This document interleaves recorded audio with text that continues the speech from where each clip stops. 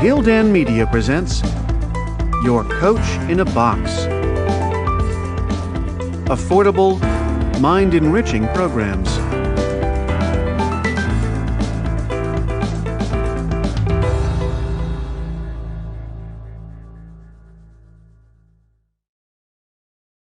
Gildan Media presents Ikigai, The Japanese Secret to a Long and Happy Life, written by Hector Garcia and Francesc Miralles, translated by Heather Cleary, read by Walter Dixon. Prologue. Ikigai, a mysterious word. This audiobook first came into being on a rainy night in Tokyo, when its authors sat down together for the first time in one of the city's tiny bars. We had each read each other's work, but had never met, thanks to the thousands of miles that separate Barcelona from the capital of Japan. Then a mutual acquaintance put us in touch, launching a friendship that led to this project and seems destined to last a lifetime.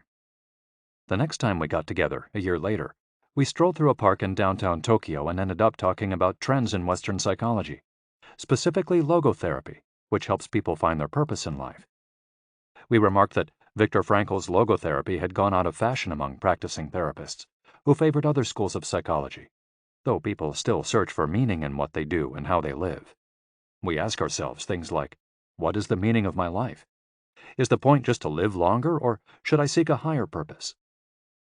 Why do some people know what they want and have a passion for life, while others languish in confusion?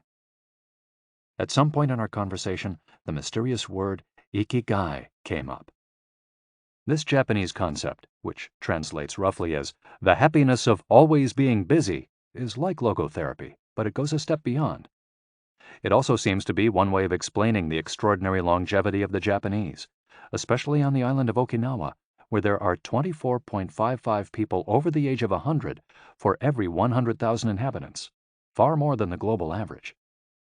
Those who study why the inhabitants of this island in the south of Japan live longer than people anywhere else in the world believe that one of the keys, in addition to a healthful diet, a simple life in the outdoors, green tea, and the subtropical climate, its average temperature is like that of Hawaii, is the Ikigai that shapes their lives. While researching this concept, we discovered that not a single book in the fields of psychology or personal development is dedicated to bringing this philosophy to the West. Is Ikigai the reason there are more centenarians in Okinawa than anywhere else? How does it inspire people to stay active until the very end? What is the secret to a long and happy life?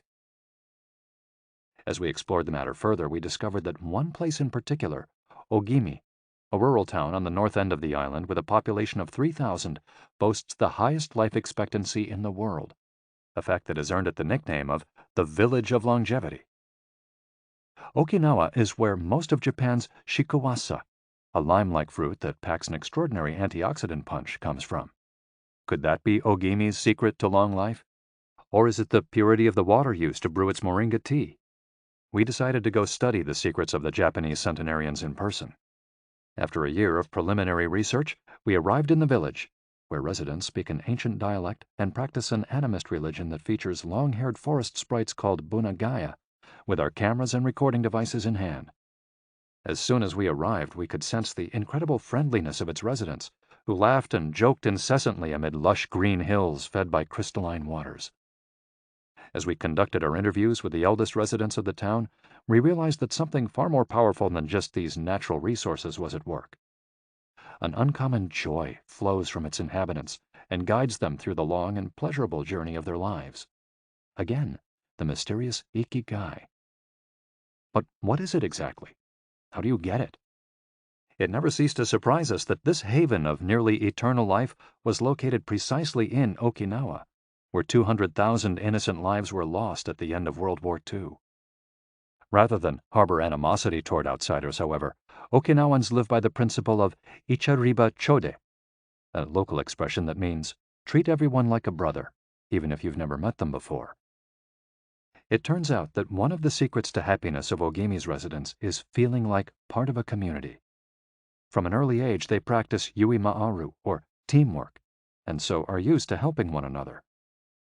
Nurturing friendships, eating light, getting enough rest, and doing regular, moderate exercise are all part of the equation of good health. But at the heart of the joie de vivre that inspires these centenarians to keep celebrating birthdays and cherishing each new day is their Ikigai. The purpose of this audiobook is to bring the secrets of Japan's centenarians to you and give you the tools to find your own Ikigai, because those who discover their Ikigai have everything they need for a long and joyful journey through life. Happy travels. Hector Garcia and Francesc Miralles. Chapter 1. Ikigai, the art of staying young while growing old. What is your reason for being? According to the Japanese, everyone has an Ikigai, what a French philosopher might call a raison d'être. Some people have found their Ikigai, while others are still looking, though they carry it within them. Our Ikigai is hidden deep inside each of us, and finding it requires a patient search. According to those born on Okinawa, the island with the most centenarians in the world, our Ikigai is the reason we get up in the morning. Ikigai can be described as the common ground you find between what you're good at, what you love, what the world needs, and what you can be paid for. Whatever you do, don't retire. Having a clearly defined Ikigai brings satisfaction, happiness, and meaning to our lives. The purpose of this audiobook is to help you find yours, and to share insights from Japanese philosophy on the lasting health of body, mind, and spirit. One surprising thing you notice living in Japan is how active people remain after they retire. In fact, many Japanese people never really retire. They keep doing what they love for as long as their health allows. There is, in fact, no word in Japanese that means retire in the sense of leaving the workforce for good, as in English. According to Dan Buettner, a National Geographic reporter who knows the country well, having a purpose in life is so important in Japanese culture that our idea of retirement simply doesn't exist there. The island of almost eternal youth. Certain longevity studies suggest that a strong sense of community and a clearly defined Ikigai are just as important as the famously healthful Japanese diet, perhaps even more so. Recent medical studies of centenarians from Okinawa and other so-called blue zones, the geographic regions where people live longest, provide a number of interesting facts about these extraordinary human beings. Not only do they live much longer than the rest of the world's population, they also suffer from fewer chronic illnesses, such as cancer and heart disease. Inflammatory disorders are also less common. Many of these centenarians enjoy enviable levels of vitality and health that would be unthinkable for people of advanced age elsewhere. Their blood tests reveal fewer free radicals, which are responsible for cellular aging, as a result of drinking tea and eating until their stomachs are only 80% full. Women experience more moderate symptoms during menopause, and both men and women maintain higher levels of sexual hormones until much later in life.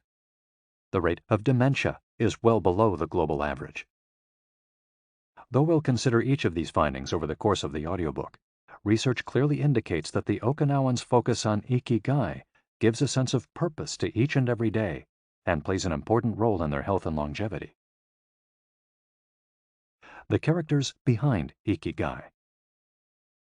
In Japanese, Ikigai is written by combining a character which means life with another which means to be worthwhile, and that can be broken down to the characters which mean armor, number one, and to be the first, to head into battle, taking initiative as a leader, and another character which means beautiful or elegant. The 5 blue zones. Okinawa holds first place among the world's blue zones. In Okinawa, women in particular live longer and have fewer diseases than anywhere else in the world. The 5 regions identified and analyzed by Dan Buettner in his book, The Blue Zones, are 1. Okinawa, Japan, especially the northern part of the island. The locals eat a diet rich in vegetables and tofu, typically served on small plates. In addition to their philosophy of Ikigai, the moai, or close-knit group of friends, plays an important role in their longevity. 2. Sardinia, Italy, specifically the provinces of Nuoro and Ogliastra. Locals on this island consume plenty of vegetables and 1 or 2 glasses of wine per day. As in Okinawa, the cohesive nature of this community is another factor directly related to longevity. 3. Loma Linda, California. Researchers studied a group of Seventh-day Adventists who are among the longest living people in the United States. 4. The Nicoya Peninsula, Costa Rica. Locals remain remarkably active after 90. Many of the region's older residents have no problem getting up at 5:30 in the morning to work in the fields. 5. Ikaria, Greece. 1 of every 3 inhabitants of this island near the coast of Turkey is over 90 years old, compared to less than 1% of the population of the United States, a fact that has earned it the nickname of the Island of Long Life. The local secret seems to be a lifestyle that dates back to 500 BC. In the following chapters, we'll examine several factors that seem to be the keys to longevity and are found across the blue zones, paying special attention to Okinawa and its so-called Village of Longevity. First, however, it's worth pointing out that 3 of these regions are islands, where resources can be scarce and communities have to help one another. For many, helping others might be an Ikigai strong enough to keep them alive. According to scientists who have studied the 5 blue zones, the keys to longevity are diet, exercise, finding a purpose in life, an Ikigai, and forming strong social ties, that is, having a broad circle of friends and good family relations. Members of these communities manage their time well in order to reduce stress, consume little meat or processed foods, and drink alcohol in moderation. They don't do strenuous exercise, but they do move every day, taking walks and working in their vegetable gardens. People in the blue zones would rather walk than drive. Gardening, which involves daily, low-intensity movement, is a practice almost all of them have in common. The 80% secret. One of the most common sayings in Japan is harahachi-bu, which is repeated before or after eating and means something like, fill your belly to 80%. Ancient wisdom advises against eating until we are full. This is why Okinawans stop eating when they feel their stomachs reach 80% of their capacity, rather than overeating and wearing down their bodies with long digestive processes that accelerate cellular oxidation. Of course, there is no way to know objectively if your stomach is at 80% capacity. The lesson to learn from this saying is that we should stop eating when we're starting to feel full. The extra side dish, the snack we eat when we know in our hearts we don't really need it, the apple pie after lunch, all these will give us pleasure in the short term, but not having them will make us happier in the long term. The way food is served is also important. By presenting their meals on many small plates, the Japanese tend to eat less. A typical meal in a restaurant in Japan is served in 5 plates on a tray, 4 of them very small, and the main dish slightly bigger. Having 5 plates in front of you makes it seem like you're going to eat a lot, but what happens most of the time is that you end up feeling slightly hungry. This is one of the reasons why Westerners in Japan typically lose weight and stay trim. Recent studies by nutritionists reveal that Okinawans consume a daily average of 1,800 to 1,900 calories, compared to 2,200 to 3,300 in the United States, and have a body mass index between 18 and 22, compared to 26 or 27 in the United States. The Okinawan diet is rich in tofu, sweet potatoes, fish 3 times per week, and vegetables, roughly 11 ounces per day.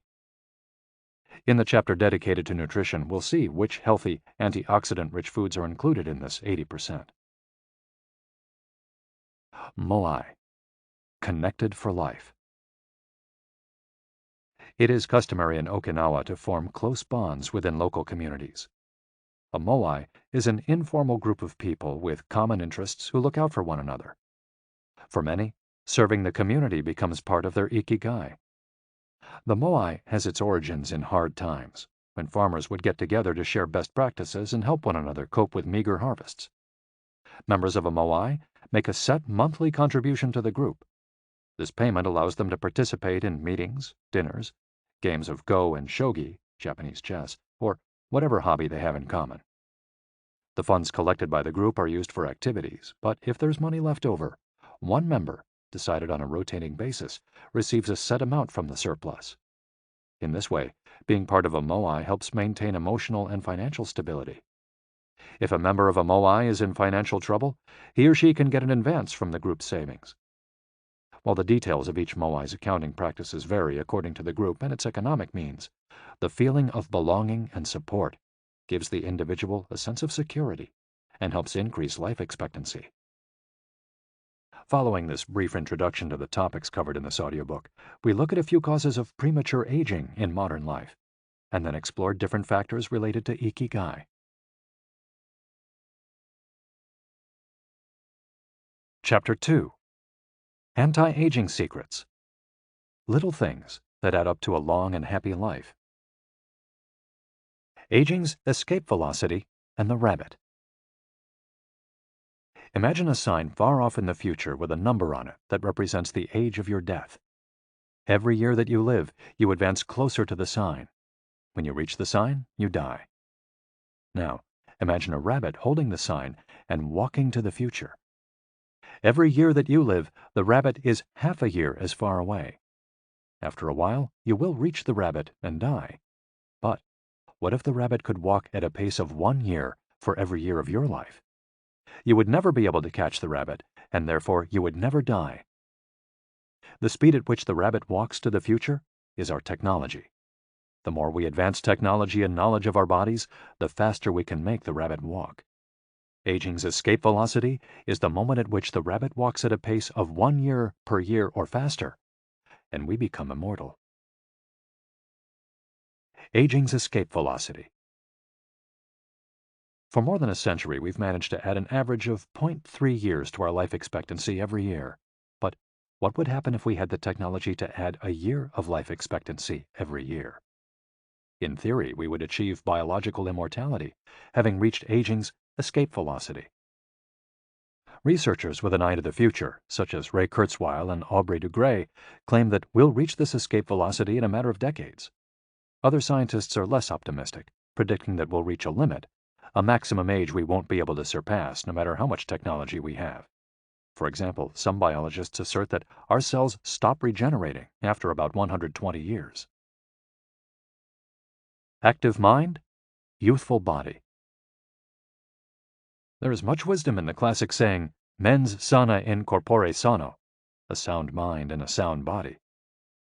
It reminds us that both mind and body are important, and that the health of one is connected to that of the other. It's been shown that maintaining an active, adaptable mind is one of the key factors in staying young. Having a youthful mind also drives you toward a healthy lifestyle that will slow the aging process. Just as a lack of physical exercise has negative effects on our bodies and mood, a lack of mental exercise is bad for us because it causes our neurons and neural connections to deteriorate, and as a result, reduces our ability to react to our surroundings. This is why it's so important to give your brain a workout. One pioneer in advocating for mental exercise is the Israeli neuroscientist Shlomo Bresnitz, who argues that the brain needs a lot of stimulation in order to stay in shape. As he stated in an interview with Edward Punset for the Spanish television program Redis, there is a tension between what is good for someone and what they want to do. This is because people, especially older people, like to do things as they've always done them. The problem is that when the brain develops ingrained habits, it doesn't need to think anymore. Things get done quickly and efficiently on automatic pilot, often in a very advantageous way. This creates a tendency to stick to routines, and the only way of breaking these is to confront the brain with new information. Presented with new information, the brain creates new connections and is revitalized. This is why it's so important to expose yourself to change, even if stepping outside your comfort zone means feeling a bit of anxiety. The effects of mental training have been scientifically demonstrated. According to Collins Hemingway and Shlomo Bresnitz in their book Maximum Brain Power, Challenging the Brain for Health and Wisdom, mental training is beneficial on many levels. You begin exercising your brain by doing a certain task for the first time, he writes, and at first it seems very difficult, but as you learn how to do it, the training is already working. The second time you realize that it's easier, not harder to do because you're getting better at it. This has a fantastic effect on a person's mood. In and of itself, it's a transformation that affects not only the results obtained, but also his or her self-image. This description of a mental workout might sound a bit formal, but simply interacting with others, playing a game, for example, offers new stimuli and helps prevent the depression that can come with solitude. Our neurons start to age while we're still in our 20s. This process is slowed, however, by intellectual activity, curiosity, and a desire to learn. Dealing with new situations, learning something new every day, playing games, and interacting with other people seem to be essential for anti-aging strategies for the mind. Furthermore, a more positive outlook in this regard will yield greater mental benefits. Stress, accused of killing longevity. Many people seem older than they are. Research into the causes of premature aging has shown that stress has a lot to do with it, because the body wears down much faster during periods of crisis. The American Institute of Stress investigated this degenerative process and concluded that most health problems are caused by stress. Researchers at the Heidelberg University Hospital conducted a study in which they subjected a young doctor to a job interview, which they made even more stressful by forcing him to solve complex math problems for 30 minutes. Afterward, they took a blood sample. What they discovered was that his antibodies had reacted to stress the same way they react to pathogens, activating the proteins that trigger an immune response. The problem is that this response not only neutralizes harmful agents, it also damages healthy cells, leading them to age prematurely. The University of California conducted a similar study, taking data and samples from 39 women who had high levels of stress due to the illness of one of their children, and comparing them to samples from women with healthy children and low levels of stress. They found that stress promotes cellular aging by weakening cell structures known as telomeres, which affect cellular regeneration and how our cells age. As the study revealed, the greater the stress, the greater the degenerative effects on cells. How does stress work? These days, people live at a frantic pace and in a nearly constant state of competition. At this fever pitch, stress is a natural response to the information being received by the body as potentially dangerous or problematic. Theoretically, this is a useful reaction, as it helps us survive in hostile surroundings. Over the course of our evolution, we have used this response to deal with difficult situations and to flee from predators. The alarm that goes off in our head makes our neurons activate the pituitary gland, which produces hormones that release corticotropin, which in turn circulates through the body via the sympathetic nervous system. The adrenal gland is then triggered to release adrenaline and cortisol. Adrenaline raises our respiratory rate and pulse and prepares our muscles for action, getting the body ready to react to perceived danger, while cortisol increases the release of dopamine and blood glucose, which is what gets us charged up and allows us to face challenges. These processes are, in moderation, beneficial. They help us overcome challenges in our daily lives. Nonetheless, the stress to which human beings are subjected today is clearly harmful. Compare the lives of cave dwellers with modern humans. Cave dwellers were relaxed most of the time. Modern humans work most of the time and are alert to any and all threats. Cave dwellers felt stress only in very specific situations. Modern humans are online or waiting for notifications from their cell phones 24 hours a day. To cave dwellers, the threats were real. A predator could end their lives at any moment. For modern humans, the brain associates the ping of a cell phone or an email notification with the threat of a predator. For cave dwellers, high doses of cortisol and adrenaline at moments of danger kept the body healthy. In modern humans, low doses of cortisol flow constantly through the body, with implications for a range of health problems, including adrenal fatigue and chronic fatigue syndrome. Stress has a degenerative effect over time. A sustained state of emergency affects the neurons associated with memory, as well as inhibiting the release of certain hormones, the absence of which can cause depression. Its secondary effects include irritability, insomnia, anxiety, and high blood pressure. As such, though challenges are good for keeping mind and body active, we should adjust our high-stress lifestyles in order to avoid the premature aging of our bodies. Be mindful about reducing stress. Whether or not the threats we perceive are real, Stress is an easily identifiable condition that not only causes anxiety, but is also highly psychosomatic, affecting everything from our digestive system to our skin. This is why prevention is so important in avoiding the toll that stress takes on us, and why many experts recommend practicing mindfulness. The central premise of this stress reduction method is focusing on the self, noticing our responses, even if they are conditioned by habit, in order to be fully conscious of them. In this way, we connect with the here and now and limit thoughts that tend to spiral out of control. We have to learn to turn off the autopilot that's steering us in an endless loop. We all know people who snack while talking on the phone or watching the news. You ask them if the omelet they just ate had an onion in it, and they can't tell you, says Roberto Alcibar, who abandoned his fast-paced life to become a certified instructor of mindfulness after an illness threw him into a period of acute stress. One way to reach such a state of mindfulness is through meditation, which helps filter the information that reaches us from the outside world. It can also be achieved through breathing exercises, yoga, and body scans.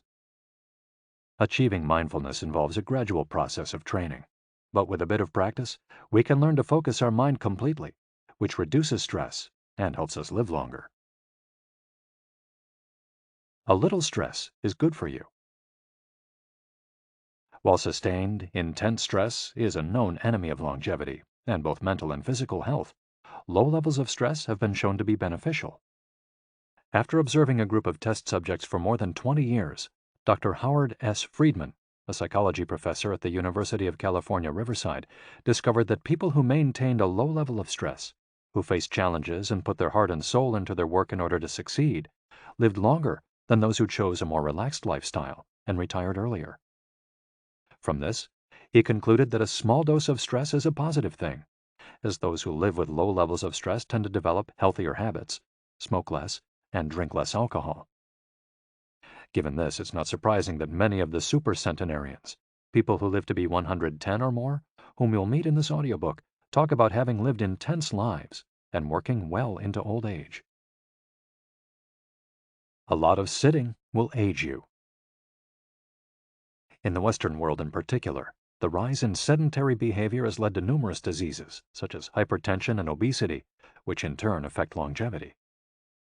Spending too much time seated at work or at home not only reduces muscular and respiratory fitness, but also increases appetite and curbs the desire to participate in activities.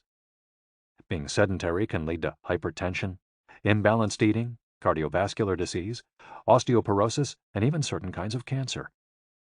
Recent studies have shown a connection between a lack of physical activity and the progressive distortion of telomeres in the immune system, which ages those cells and, in turn, the organism as a whole. This is a problem at all life stages, not only among adults. Sedentary children suffer from high rates of obesity and all its associated health issues and risks, which is why it's so important to develop a healthy and active lifestyle at an early age. It's easy to be less sedentary. It just takes a bit of effort and a few changes to your routine. We can access a more active lifestyle that makes us feel better inside and out. We just have to add a few ingredients to our everyday habits. Walk to work, or just go on a walk, for at least 20 minutes each day. Use your feet instead of an elevator or escalator. This is good for your posture, your muscles, and your respiratory system, among other things. Participate in social or leisure activities, so that you don't spend too much time in front of the television. Replace your junk food with fruit, and you'll have less of an urge to snack and more nutrients in your system. Get the right amount of sleep. 7 to 9 hours is good, but any more than that makes us lethargic. Play with children or pets, or join a sports team. This not only strengthens the body, but also stimulates the mind and boosts self-esteem. Be conscious of your daily routine in order to detect harmful habits and replace them with more positive ones. By making these small changes, we can begin to renew our bodies and minds and increase our life expectancy. A model's best-kept secret. Though we age both externally and internally, both physically and mentally, one of the things that tell us the most about people's age is their skin, which takes on different textures and colors according to processes going on beneath the surface. Most of those who make their living as models claim to sleep between 9 and 10 hours the night before a fashion show. This gives their skin a taut, wrinkle-free appearance and a healthy, radiant glow. Science has shown that sleep is a key anti-aging tool because when we sleep, we generate melatonin, a hormone that occurs naturally in our bodies. The pineal gland produces it from the neurotransmitter serotonin, according to our diurnal and nocturnal rhythms, and it plays a role in our sleep and waking cycles. A powerful antioxidant, melatonin, helps us live longer and also offers the following benefits. It strengthens the immune system. It contains an element that protects against cancer. It promotes the natural production of insulin. It slows the onset of Alzheimer's disease. It helps prevent osteoporosis and fight heart disease. For all these reasons, melatonin is a great ally in preserving youth. It should be noted, however, that melatonin production decreases after age 30. We can compensate for this by eating a balanced diet and getting more calcium, soaking up a moderate amount of sun each day, getting enough sleep, avoiding stress, alcohol, tobacco, and caffeine, all of which make it harder to get a good night's rest, depriving us of the melatonin we need. Experts are trying to determine whether artificially stimulating production of melatonin might help slow the aging process, which would confirm the theory that we already carry the secret to longevity within us. Anti-aging attitudes. The mind has tremendous power over the body and how quickly it ages. Most doctors agree that the secret to keeping the body young is keeping the mind active, a key element of Ikigai, and not caving in when we face difficulties throughout our lives. One study, conducted at Yeshiva University, found that the people who live the longest have two dispositional traits in common: a positive attitude and a high degree of emotional awareness. In other words, those who face challenges with a positive outlook and are able to manage their emotions are already well on their way toward longevity. A stoic attitude, serenity in the face of a setback, can also help keep you young, as it lowers anxiety and stress levels and stabilizes behavior. This can be seen in the greater life expectancies of certain cultures with unhurried, deliberate lifestyles. Many centenarians and supercentenarians have similar profiles. They've had full lives that were difficult at times, but they knew how to approach these challenges with a positive attitude and not be overwhelmed by the obstacles they faced. Alexander Imich, who in 2014 became the world's oldest living man at age 111, knew he had good genes, but understood that other factors contributed too. "The life you live is equally or more important for longevity," he said in an interview with Reuters after being added to Guinness World Records in 2014. An Ode to Longevity. During our stay in Ogimi, the village that holds the Guinness record for longevity, a woman who was about to turn 100 years old sang the following song for us in a mixture of Japanese and the local dialect. "To keep healthy and have a long life, eat just a little of everything with relish. Go to bed early, get up early, and then go out for a walk. We live each day with serenity, and we enjoy the journey. To keep healthy and have a long life, we get on well with all our friends. Spring, summer, fall, winter, we happily enjoy all the seasons. The secret is not to get distracted by how old the fingers are, from the fingers to the head and back once again. If you keep moving with your fingers working, 100 years will come to you." We can now use our fingers to play the next chapter, where we'll look at the close relationship between longevity and discovering our life's mission. Chapter 3. From Logotherapy to Ikigai. How to live longer and better by finding your purpose. What is logotherapy? A colleague once asked Viktor Frankl to define his school of psychology in a single phrase, to which Frankl replied, "Well, in logotherapy, the patient sits up straight and has to listen to things that are, on occasion, hard to hear." The colleague had just described psychoanalysis to him in the following terms. "In psychoanalysis, the patient lies down on a couch and tells you things that are, on occasion, hard to say." Frankl explains that one of the first questions he would ask his patients was, "Why do you not commit suicide?" Usually the patient found good reasons not to and was able to carry on. What then does logotherapy do? The answer is pretty clear. It helps you find reasons to live. Logotherapy pushes patients to consciously discover their life's purpose in order to confront their neuroses. Their quest to fulfill their destiny then motivates them to press forward, breaking the mental chains of the past and overcoming whatever obstacles they encounter along the way. Something to live for. A study conducted by Frankl in his Vienna clinic found that among both patients and personnel, around 80% believed that human beings needed a reason for living, and around 60% felt they had someone or something in their lives worth dying for. The search for meaning.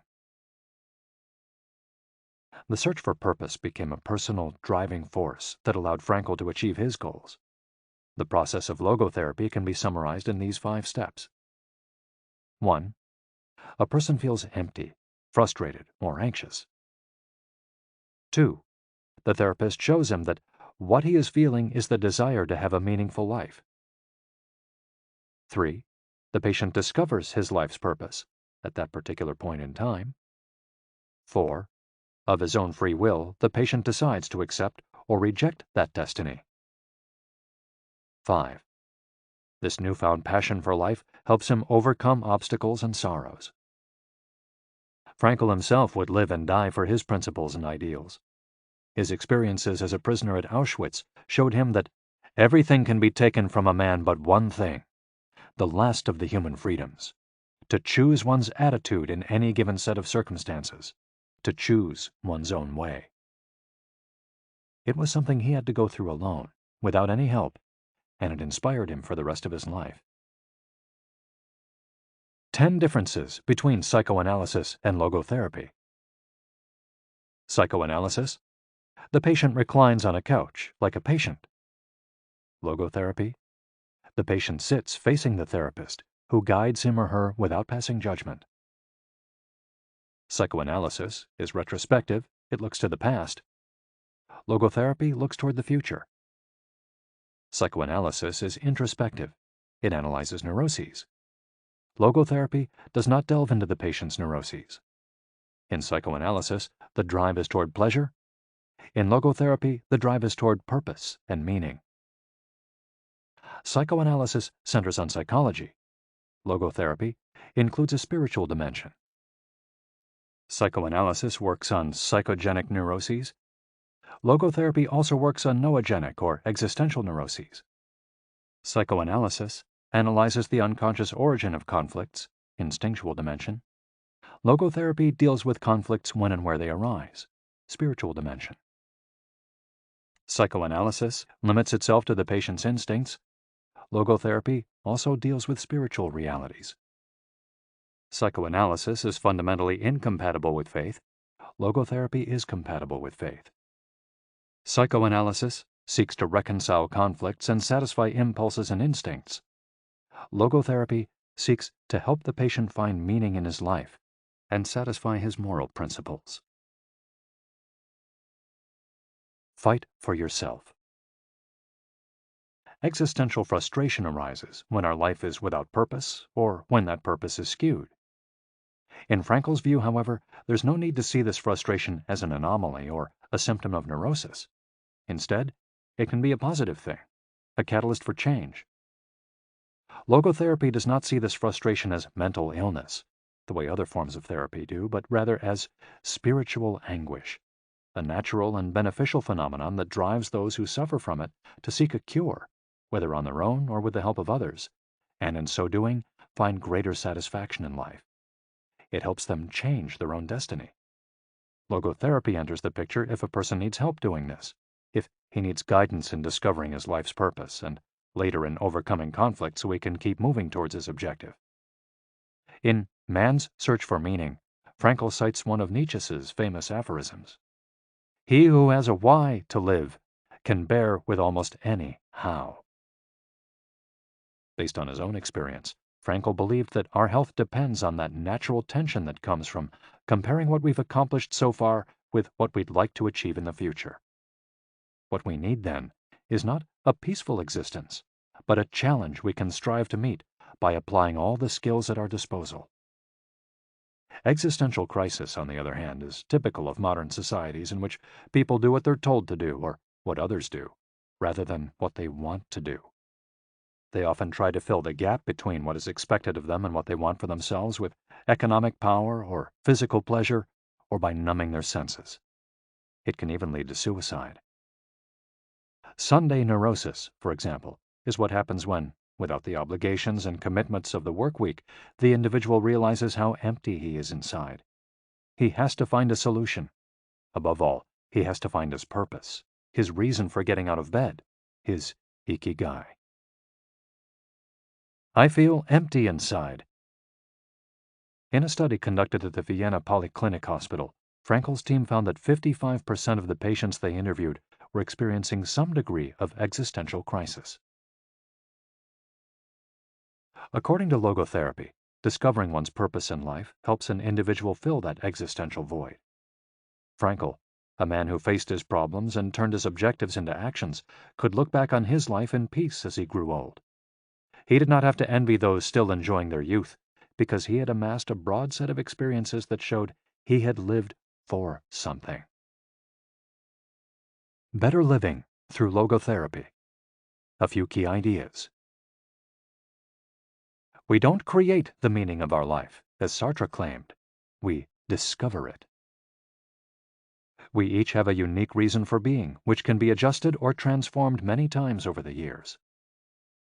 Just as worry often brings about precisely the thing that was feared, excessive attention to a desire, or hyperintention, can keep that desire from being fulfilled. Humor can help break negative cycles and reduce anxiety. We all have the capacity to do noble or terrible things. The side of the equation we end up on depends on our decisions, not on the condition in which we find ourselves. In the following case studies, we'll look at 4 cases from Frankel's own practice in order to better understand the search for meaning and purpose. Case study: Viktor Frankl. In German concentration camps, as in those that would later be built in Japan and Korea, psychiatrists confirmed that the prisoners with the greatest chance of survival were those who had things they wanted to accomplish outside the camp, those who felt a strong need to get out of there alive. This was true of Frankl, who, after being released and successfully developing the school of logotherapy, realized he had been the first patient of his own practice. Frankl had a goal to achieve, and it made him persevere. He arrived at Auschwitz carrying a manuscript that contained all the theories and research he compiled over the course of his career, ready for publication. When it was confiscated, he felt compelled to write it all over again. And that need drove him, and gave his life meaning amid the constant horror and doubt of the concentration camp. So much so that over the years, and especially when he fell ill with typhus, he would jot down fragments and key words from the lost work on any scrap of paper he found. Case study: The American Diplomat.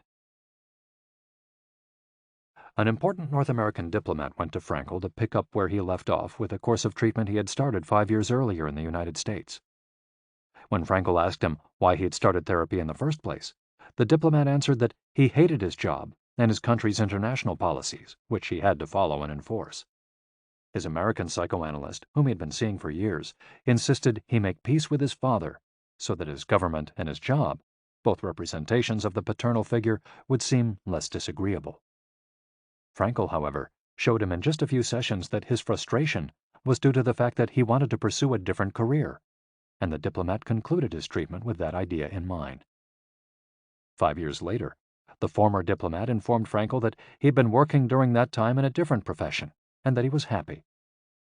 In Frankl's view, the man not only didn't need all those years of psychoanalysis, he also couldn't even really be considered a patient in need of therapy. He was simply someone in search of a new life's purpose. As soon as he found it, his life took on deeper meaning. Case study: The Suicidal Mother. The mother of a boy who had died at age 11 was admitted to Frankl's clinic after she tried to kill herself and her other son. It was this other son, paralyzed since birth, who kept her from carrying out her plan. He did believe his life had a purpose, and if his mother killed them both, it would keep him from achieving his goals. The woman shared her story in a group session. To help her, Frankel asked another woman to imagine a hypothetical situation in which she lay on her deathbed, old and wealthy, but childless. The woman insisted that, in that case, she would have felt her life had been a failure. When the suicidal mother was asked to perform the same exercise, imagining herself on her deathbed, she looked back and realized that she had done everything in her power for her children, for both of them. She had given her paralyzed son a good life, and he had turned into a kind, reasonably happy person. To this she added, crying, "As for myself, I can look back peacefully on my life, for I can say my life was full of meaning, and I have tried hard to live it fully. I have done my best. I have done my best for my son. My life was no failure." In this way, by imagining herself on her deathbed and looking back, the suicidal mother found the meaning that, though she was not aware of it, her life already had. Case Study: The Grief-Stricken Doctor. An elderly doctor, unable to overcome the deep depression into which he'd fallen after the death of his wife 2 years earlier, went to Frankel for help. Instead of giving him advice or analyzing his condition, Frankel asked him what would have happened if he had been the one who died first. The doctor, horrified, answered that it would have been terrible for his poor wife, that she would have suffered tremendously. To which Frankel responded, "You see, doctor, you've spared her all that suffering, but the price you have to pay for this is to survive and mourn her." The doctor didn't say another word. He left Frankel's office in peace after taking the therapist's hand in his own. He was able to tolerate the pain in place of his beloved wife. His life had been given a purpose. Morita Therapy. In the same decade that logotherapy came into being, a few years earlier in fact, Shoma Morita created his own purpose-centered therapy in Japan.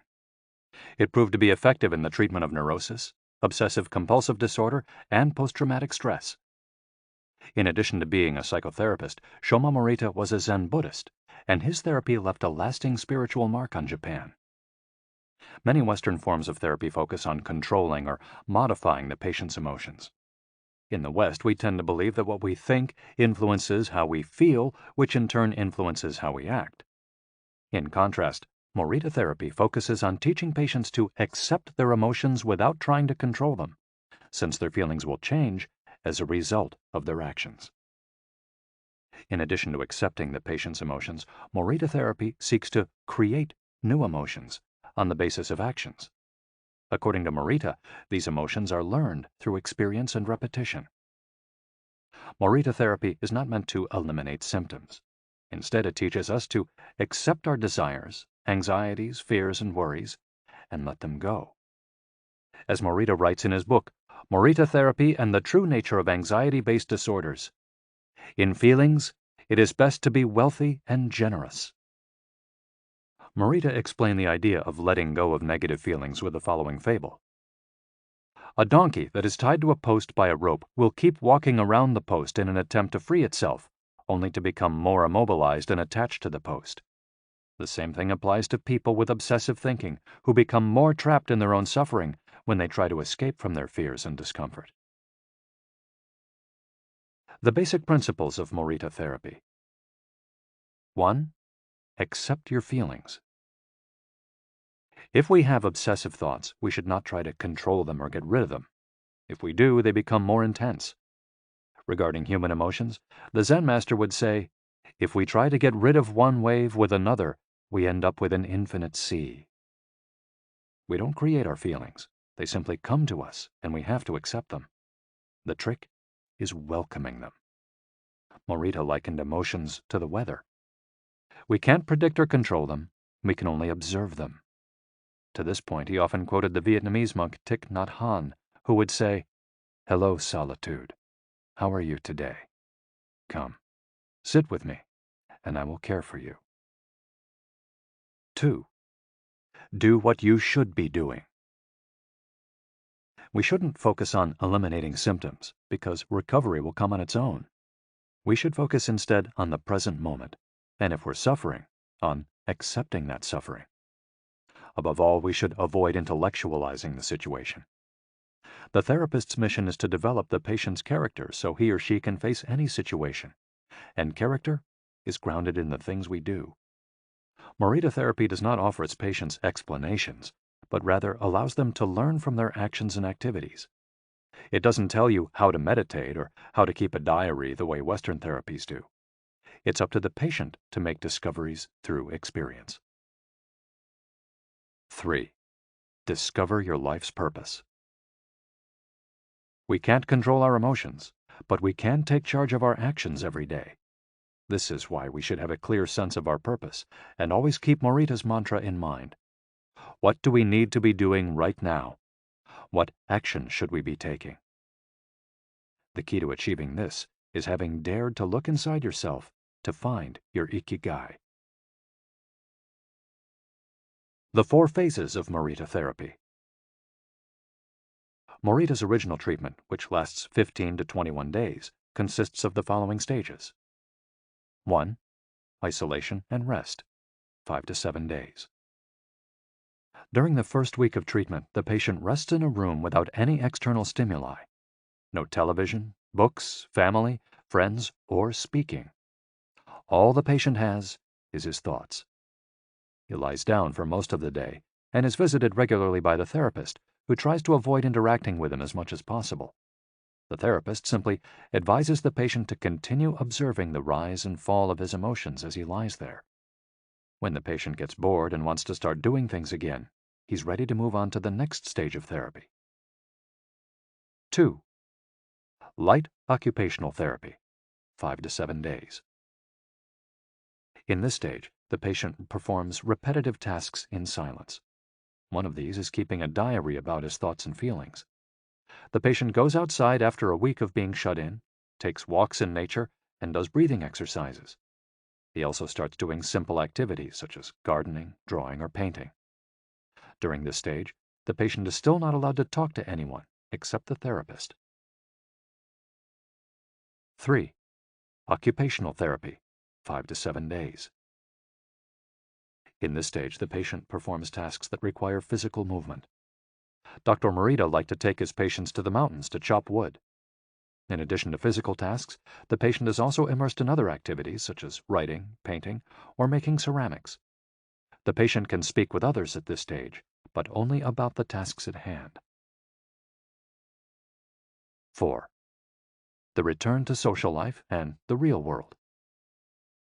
The patient leaves the hospital and is reintroduced to social life, but maintains the practices of meditation and occupational therapy developed during treatment. The idea is to re-enter society as a new person, with a sense of purpose, and without being controlled by social or emotional pressures. Nikon meditation. Morita was a great Zen master of Nikon introspective meditation. Much of his therapy draws on his knowledge and mastery of this school, which centers on 3 questions the individual must ask him or herself. 1. What have I received from person X? 2. What have I given to person X? 3. What problems have I caused person X? Through these reflections, we stop identifying others as the cause of our problems and deepen our own sense of responsibility. As Morita said, if you are angry and want to fight, think about it for 3 days before coming to blows. After 3 days, the intense desire to fight will pass on its own. And now, Ikigai. Logotherapy and Morita therapy are both grounded in a personal, unique experience that you can access without therapists or spiritual retreats. The mission of finding your Ikigai, your existential fuel. Once you find it, it's only a matter of having the courage and making the effort to stay on the right path. In the following chapters, we'll take a look at the basic tools you'll need to get moving along that path, finding flow in the tasks you've chosen to do, eating in a balanced and mindful way, doing low-intensity exercise, and learning not to give in when difficulties arise.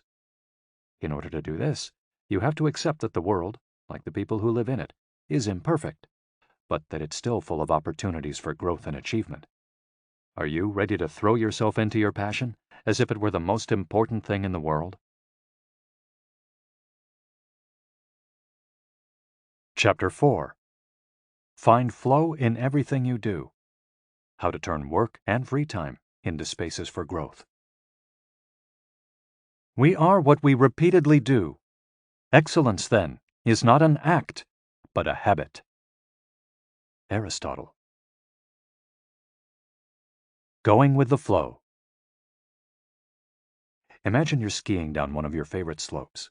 Powdery snow flies up on both sides of you like white sand. Conditions are perfect. You are entirely focused on skiing as well as you can. You know exactly how to move at each moment. There is no future, no past. There is only the present. You feel the snow, your skis, your body, and your consciousness united as a single entity. You are completely immersed in the experience, not thinking about or distracted by anything else. Your ego dissolves, and you become part of what you're doing.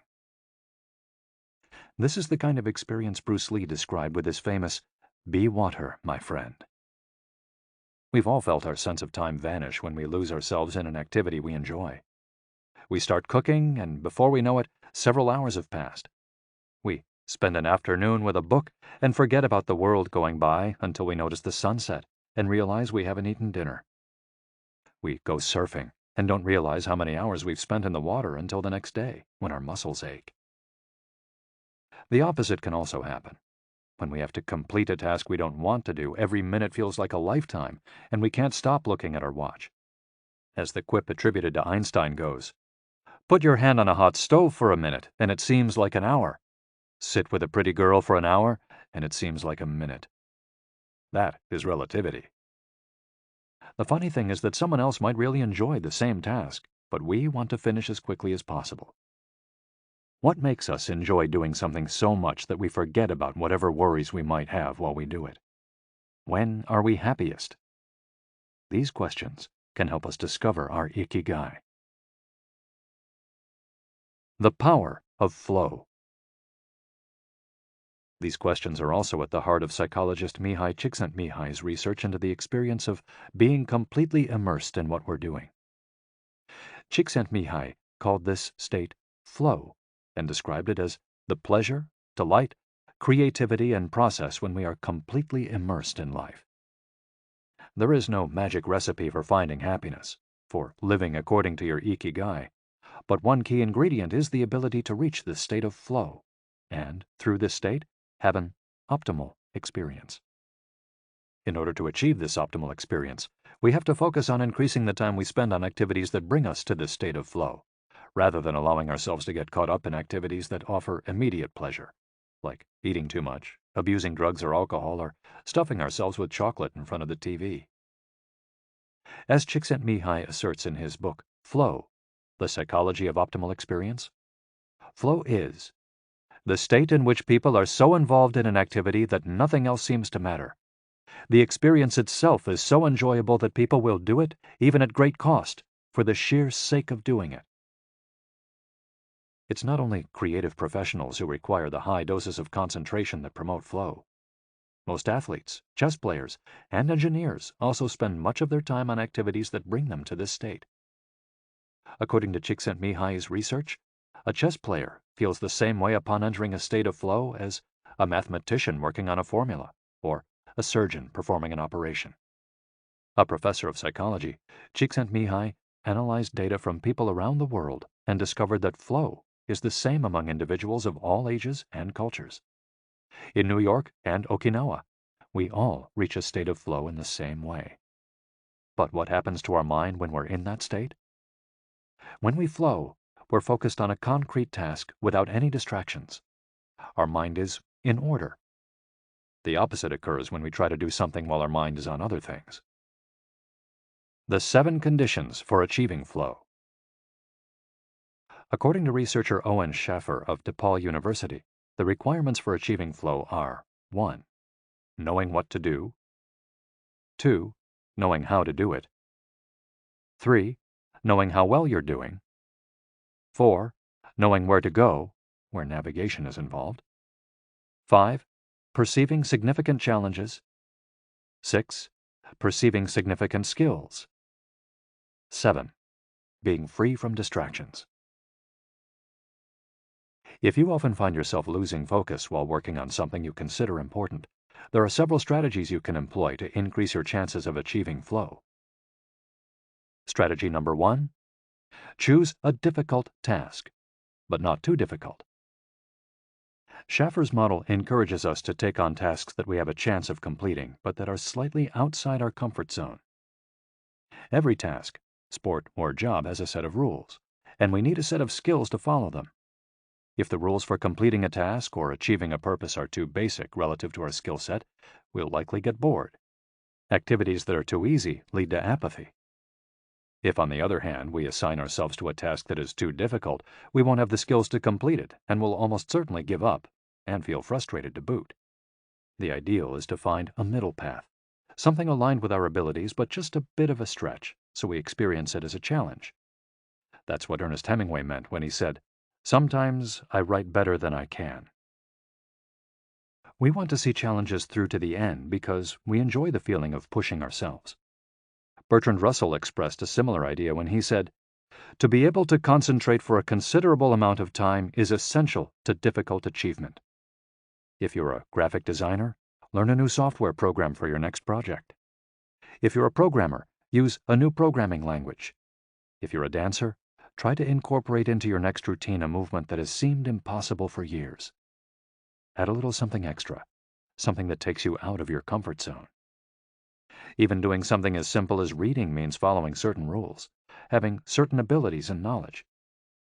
If we set out to read a book on quantum mechanics for specialists in physics without being specialists in physics ourselves, we'll probably give up after a few minutes. On the other end of the spectrum, if we already know everything a book has to tell us, we'll get bored right away. However, if the book is appropriate to our knowledge and abilities and builds on what we already know, we'll immerse ourselves in our reading, and time will flow. This pleasure and satisfaction are evidence that we are in tune with our Ikigai. In summary, easy tasks lead to boredom, challenging tasks lead to flow, tasks beyond our abilities lead to anxiety. Strategy 2. Have a clear, concrete objective. Video games, played in moderation, board games, and sports are great ways to achieve flow because the objective tends to be very clear. Beat your rival or your own record while following a set of explicitly defined rules. Unfortunately, the objective isn't quite as clear in most situations. According to a study by Boston Consulting Group, when asked about their bosses, the #1 complaint of employees at multinational corporations is that they don't communicate the team's mission clearly, and that as a result, the employees don't know what their objectives are. What often happens, especially in big companies, is that the executives get lost in the details of obsessive planning, creating strategies to hide the fact that they don't have a clear objective. It's like heading out to sea with a map, but no destination. It's much more important to have a compass pointing to a concrete objective than to have a map. Joy Ito, director of the MIT Media Lab, encourages us to use the principle of compass over maps as a tool to navigate our world of uncertainty. In the book Whiplash, How to Survive Our Faster Future, he and Jeff Howe write, "In an increasingly unpredictable world moving ever more quickly, a detailed map may lead you deep into the woods at an unnecessarily high cost. A good compass, though, will always take you where you need to go. It doesn't mean that you should start your journey without any idea where you're going. What it does mean is understanding that while the path to your goal may not be straight, you'll finish faster and more efficiently than you would have if you had trudged along a pre-planned route." In business, the creative professions, and education alike, it's important to reflect on what we hope to achieve before starting to work, study, or make something. We should ask ourselves questions such as, what is my objective for today's session in the studio? How many words am I going to write today for the article coming out next month? What is my team's mission? How fast will I set the metronome tomorrow in order to play that sonata at an allegro tempo by the end of the week? Having a clear objective is important in achieving flow, but we also have to know how to leave it behind when we get down to business. Once the journey has begun, we should keep this objective in mind without obsessing over it. When Olympic athletes compete for a gold medal, they can't stop to think how pretty the medal is. They have to be present in the moment. They have to flow. If they lose focus for a second, thinking how proud they'll be to show the medal to their parents, they'll almost certainly commit an error at a critical moment and will not win the competition. One common example of this is writer's block. Imagine that a writer has to finish a novel in 3 months. The objective is clear. The problem is that the writer can't stop obsessing over it. Every day she wakes up thinking, I have to write that novel. And every day she sets about reading the newspaper and cleaning the house. Every evening she feels frustrated and promises she'll get to work the next day. Days, weeks, and months pass, and the writer still hasn't gotten anything down on the page, when all it would have taken was to sit down and get that first word out, then the second, to flow with the project, expressing her Ikigai. As soon as you take these first small steps, your anxiety will disappear and you'll achieve a pleasant flow in the activity you're doing. Getting back to Albert Einstein, a happy man is too satisfied with the present to dwell on the future. To summarize, a vague objective leads to confusion, time and energy wasted on meaningless tasks, and mental block. A clearly defined objective and a focus on process leads to flow. And obsessive desire to achieve a goal while ignoring process leads to a fixation on the objective rather than on getting down to business, and mental block. Strategy 3. Concentrate on a single task. This is perhaps one of the greatest obstacles we face today, with so much technology and so many distractions. We're listening to a video on YouTube while writing an email when suddenly a chat prompt pops up and we answer it. Then our smartphone vibrates in our pocket. Just as soon as we respond to that message, we're back at our computer logging onto Facebook. Pretty soon, 30 minutes have passed, and we've forgotten what the email we were writing was supposed to be about.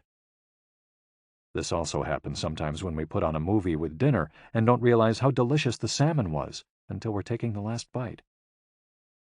We often think that combining tasks will save us time, but scientific evidence shows that it has the opposite effect. Even those who claim to be good at multitasking are not very productive. In fact, they are some of the least productive people. Our brains can take in millions of bits of information, but we can only actually process a few dozen per second. When we say we're multitasking, what we're really doing is switching back and forth between tasks very quickly. Unfortunately, we're not computers adept at parallel processing. We end up spending all our energy alternating between tasks instead of focusing on doing one of them well. Concentrating on one thing at a time may be the single most important factor in achieving flow. According to Csikszentmihalyi, in order to focus on a task, we need 1. To be in a distraction-free environment, and 2. To have control over what we're doing at every moment. Technology is great if we're in control of it. It's not so great if it takes control of us. For example, if you have to write a research paper, you might sit down at your computer and use Google to look up the information you need. However, if you're not very disciplined, you might end up surfing the web instead of writing that paper. In that case, Google and the Internet will have taken over, pulling you out of your state of flow. It has been scientifically shown that if we continually ask our brains to switch back and forth between tasks, we waste time, make more mistakes, and remember less of what we've done.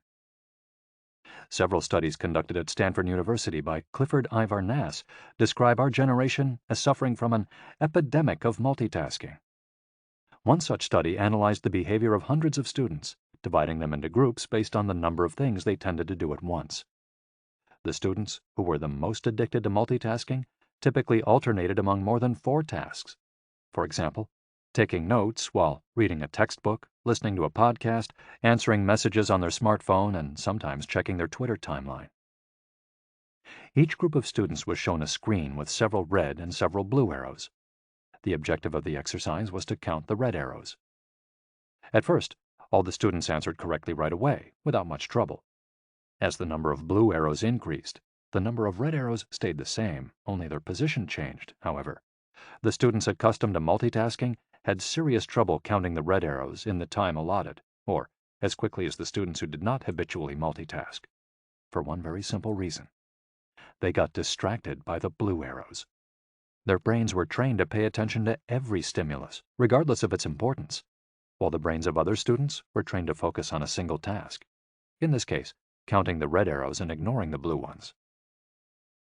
Other studies indicate that working on several things at once lowers our productivity by at least 60% and our IQ by more than 10 points. One study funded by the Swedish Council for Working Life and Social Research found that a sample group of more than 4,000 young adults between the ages of 20 and 24 who were addicted to their smartphones got less sleep, felt less connected to their community at school, and were more likely to show signs of depression. In summary, concentrating on a single task makes achieving flow more likely, increases productivity, increases our power of retention, makes us less likely to make mistakes, helps us feel calm and in control of the task at hand, causes us to become more considerate as we pay full attention to those around us, and increases creativity. Multitasking makes achieving flow impossible, decreases productivity by 60%, though it doesn't seem to, makes it harder to remember things, makes us more likely to make mistakes, makes us feel stressed by the sensation that we're losing control, that our tasks are controlling us, causes us to hurt those around us through our addiction to stimuli, always checking our phones, always on social media, and reduces creativity. What can we do to avoid falling victim to this flow-impeding epidemic? How can we train our brains to focus on a single task? Here are a few ideas for creating a space and time free of distractions to increase our chances of reaching a state of flow, and thereby getting in touch with our Ikigai. Don't look at any kind of screen for the first hour you're awake and the last hour before you go to sleep. Turn off your phone before you achieve flow. There is nothing more important than the task you've chosen to do during this time. If this seems too extreme, enable the Do Not Disturb function so only the people closest to you contact you in case of emergency. Designate one day of the week, perhaps a Saturday or Sunday, a day of technical fasting, making exceptions for e-readers without Wi-Fi or MP3 players. Go to a cafe that doesn't have Wi-Fi. Read and respond to email only once or twice per day. Define those times clearly and stick to them. Try the Pomodoro technique. Get yourself a kitchen timer. Some are made to look like a pomodoro or a tomato, and commit to working on a single task as long as it's running. The Pomodoro technique recommends 25 minutes of work and 5 minutes of rest for each cycle, but you can also do 50 minutes of work and 10 minutes of rest. Find the pace that's best for you. The most important thing is to be disciplined in completing each cycle. Start your work session with a ritual you enjoy and end it with a reward. Train your mind to return to the present when you find yourself getting distracted. Practice mindfulness or another form of meditation. Go for a walk or a swim, whatever will help you get centered again. Work in a space where you will not be distracted.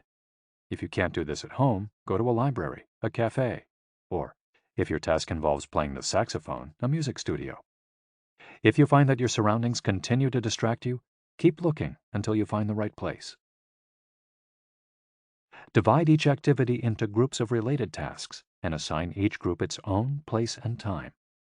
For example, if you're writing a magazine article, you could do research and take notes at home in the morning, write in the library in the afternoon, and edit on the couch at night. Bundle routine tasks, such as sending out invoices, making phone calls, and so on, and do them all at once. A summary of the advantages of flow versus the disadvantages of distraction. A focused mind versus a wandering mind. Living in the present versus thinking about the past and the future. Being free from worry versus having concerns about our daily life and the people around us invading our thoughts. Having the hours fly by versus having every minute seem endless. With flow, we feel in control. With distraction, we lose control and fail to complete the task at hand, or other tasks or people keep us from our work. With flow, we prepare thoroughly. With distraction, we act without being prepared. With flow, we know what we should be doing at any given moment. When distracted, we frequently get stuck and don't know how to proceed. With flow, our mind is clear and overcomes all obstacles to the flow of thought. With distraction, we're plagued by doubts, concerns, and low self-esteem. With flow, it's pleasant. With distraction, it's boring and exhausting. And with flow, our ego fades. We're not the ones controlling the activity or task we're doing. The task is leading us. And with distraction, constant self-criticism. Our ego is present, and we feel frustrated. Flow in Japan. Takumis, engineers, geniuses, and otakus. What do takumis, artisans, engineers, inventors, and otakus, fans of anime and manga, have in common? They all understand the importance of flowing with their Ikigai at all times. One widespread stereotype about people in Japan is that they're exceptionally dedicated and hard-working, even though some Japanese people say they look like they're working harder than they really are. There is no doubt, though, about their ability to be completely absorbed in a task, or about their perseverance when there's a problem to be solved. One of the first words one learns when starting Japanese lessons is ganbaru, which means to persevere, or to stay firm by doing one's best. Japanese people often apply themselves to even the most basic tasks with an intensity that borders on obsession. We see this in all kinds of contexts, from the retirees taking meticulous care of their rice fields in the mountains of Nagano to the college students working the weekend shift in convenience stores known as konbinis.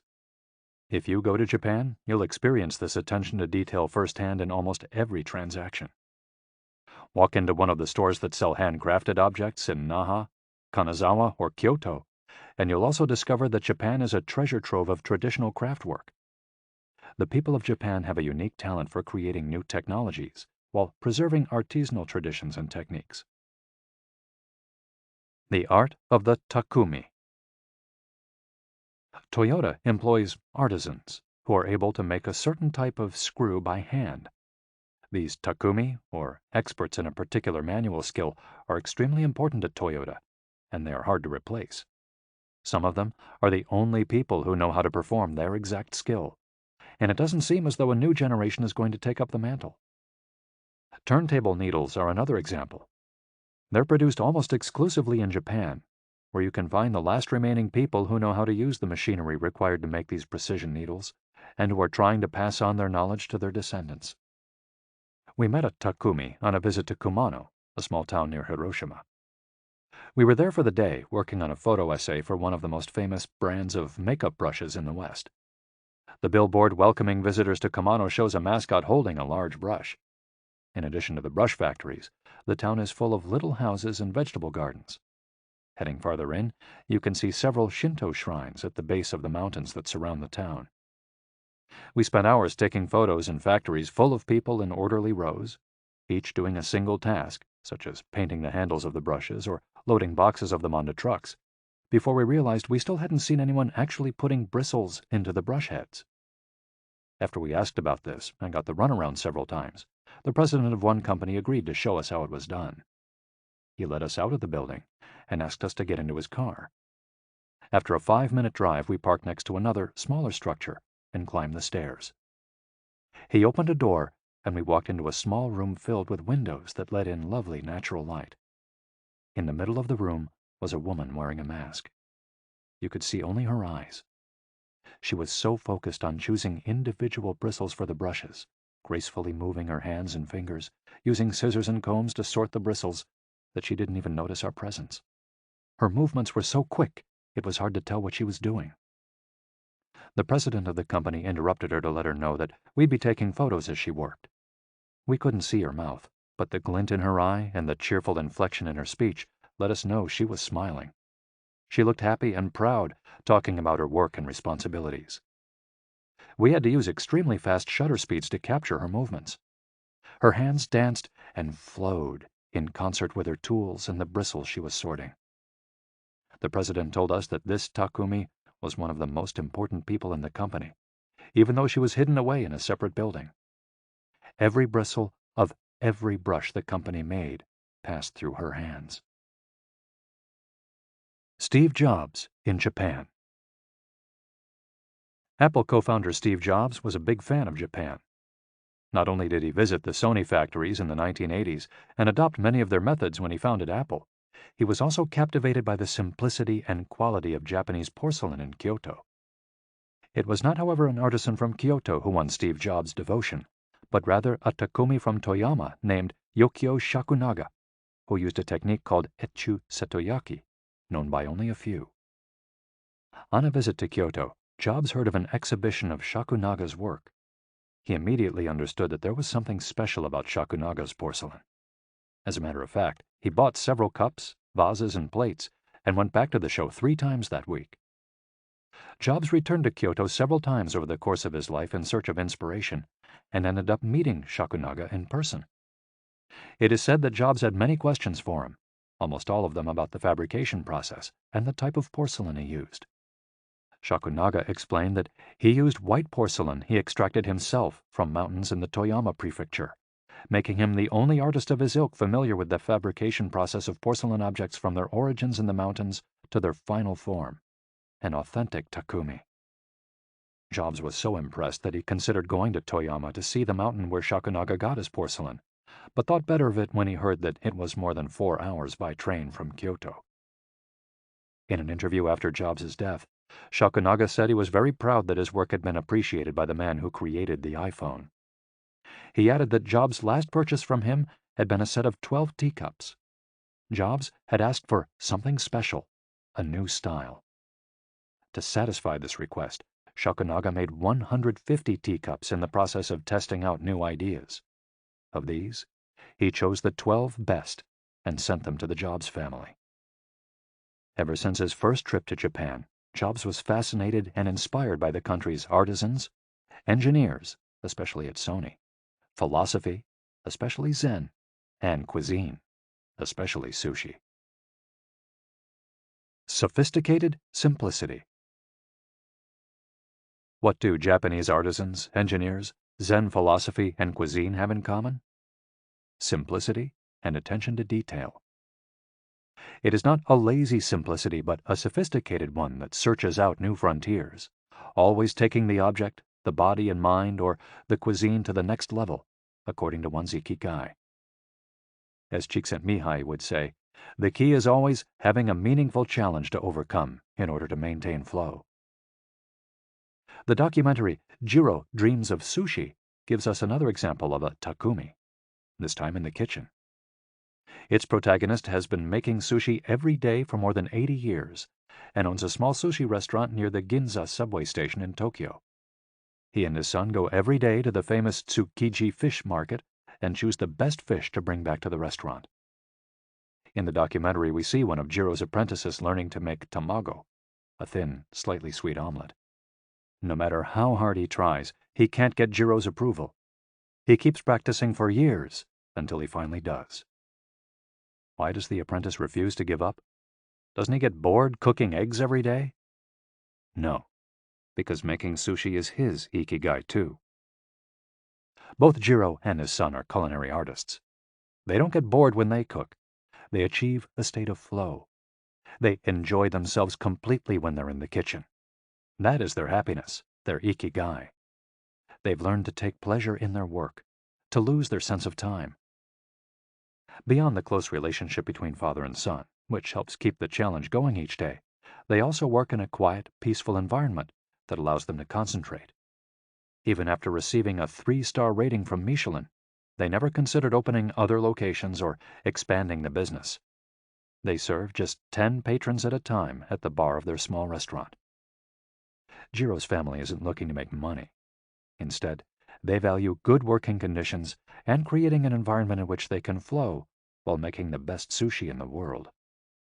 Jiro, like Yukio Shakunaga, begins his work at the source. He goes to the fish market to find the best tuna. Shakunaga goes to the mountains to find the best porcelain. When they get down to work, both become one with the object they are creating. This unity with the object that they reach in a state of flow takes on special meaning in Japan, where, according to Shintoism, forests, trees, and objects have a kami, spirit or god within them. When someone, whether an artist, an engineer, or a chef, sets out to create something, his or her responsibility is to use nature to give it life while respecting that nature at every moment. During this process, the artisan becomes one with the object and flows with it.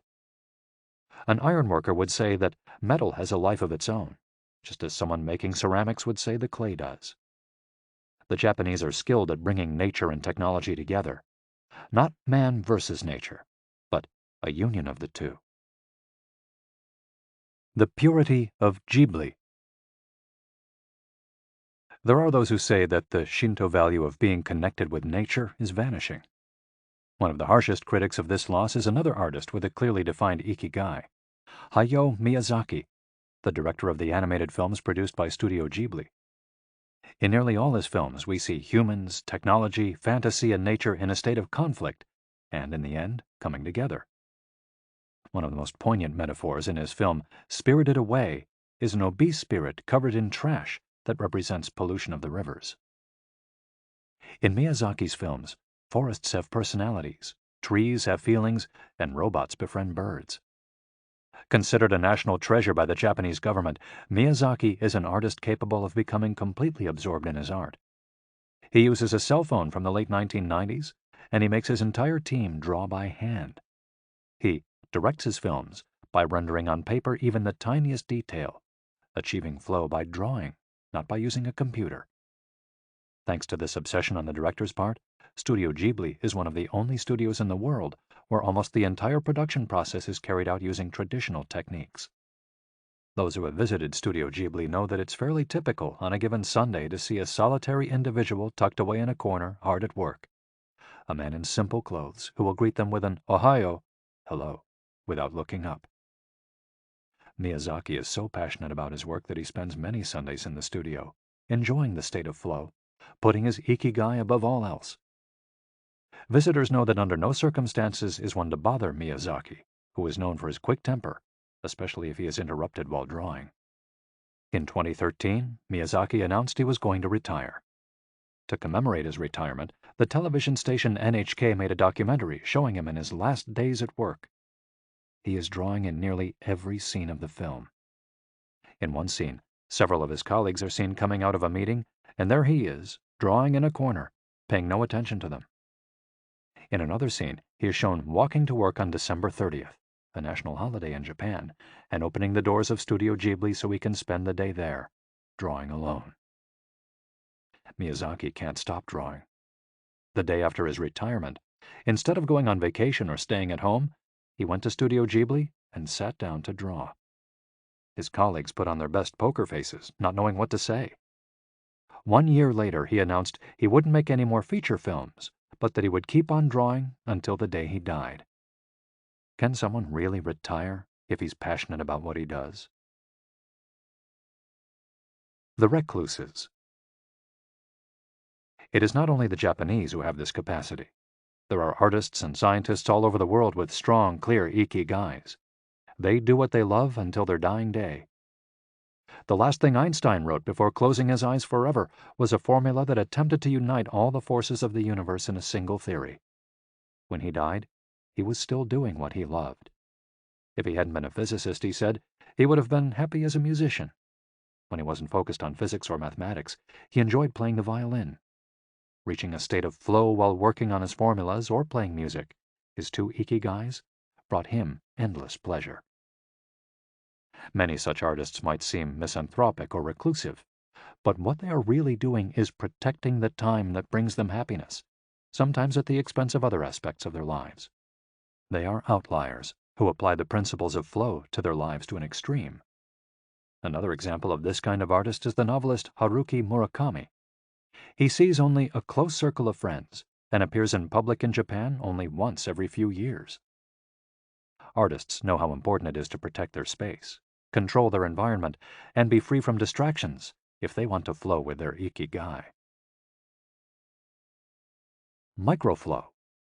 Enjoying mundane tasks. But what happens when we have to, say, do the laundry, mow the lawn, or attend to paperwork? Is there a way to make these mundane tasks enjoyable? Near the Shinjuku subway station, in one of the neural centers of Tokyo, there is a supermarket that still employs elevator operators. The elevators are fairly standard and could easily be operated by the customers, but the store prefers to provide the service of someone holding the door open for you, pushing the button for your floor and bowing as you exit. If you ask around, you'll learn that there is one elevator operator who has been doing the same job since 2004. She is always smiling and enthusiastic about her work. How is she able to enjoy such a job? Doesn't she get bored doing something so repetitive? On closer inspection, it becomes clear that the elevator operator is not just pushing buttons, but is instead performing a whole sequence of movements. She begins by greeting the customers with a song-like salutation, followed by a bow and a welcoming wave of the hand. Then she presses the elevator button with a graceful movement, as though she is a geisha offering a client a cup of tea. Csikszentmihalyi calls this microflow. We've all been bored in a class or at a conference and started doodling to keep ourselves entertained, or whistled while painting a wall. If we're not truly being challenged, we get bored and add a layer of complexity to amuse ourselves. Our ability to turn routine tasks into moments of microflow, into something we enjoy, is key to our being happy, since we all have to do such tasks. Even Bill Gates washes the dishes every night. He says he enjoys it, that it helps him relax and clear his mind, and that he tries to do it a little better each day, following an established order or set of rules he's made for himself. Plates first, forks second, and so on. It's one of his daily moments of microflow. Richard Feynman, one of the most important physicists of all time, also took pleasure in routine tasks. W. Daniel Hillis, one of the founders of the supercomputer manufacturer Thinking Machines, hired Feynman to work on the development of a computer that could handle parallel processing when he was already world famous. He says Feynman showed up on his first day of work and said, "Okay, boss, what's my assignment?" They didn't have anything prepared, so they asked him to work on a certain mathematical problem. He immediately realized they were giving him an irrelevant task to keep him busy and said, "That sounds like a bunch of baloney. Give me something real to do." So they sent him to a nearby shop to buy office supplies, and he completed his assignment with a smile on his face. When he didn't have something important to do or needed to rest his mind, Feynman dedicated himself to microflowing, say, painting the office walls. Weeks later, after visiting the Thinking Machines offices, a group of investors declared, "You have a Nobel laureate in there, painting walls and soldering circuits." Instant vacations. Getting there through meditation. Training the mind can get us to a place of flow more quickly. Meditation is one way to exercise our mental muscles. There are many types of meditation, but they all have the same objective: calming the mind, observing our thoughts and emotions, and centering our focus on a single object. The basic practice involves sitting with a straight back and focusing on your breath. Anyone can do it, and you feel a difference after just one session. By fixing your attention on the air moving in and out of your nose, you can slow the torrent of thoughts and clear your mental horizons. The Archer's Secret. The winner of the 1988 Olympic gold medal for archery was a 17-year-old woman from South Korea. When asked how she prepared, she replied that the most important part of her training was meditating for 2 hours each day.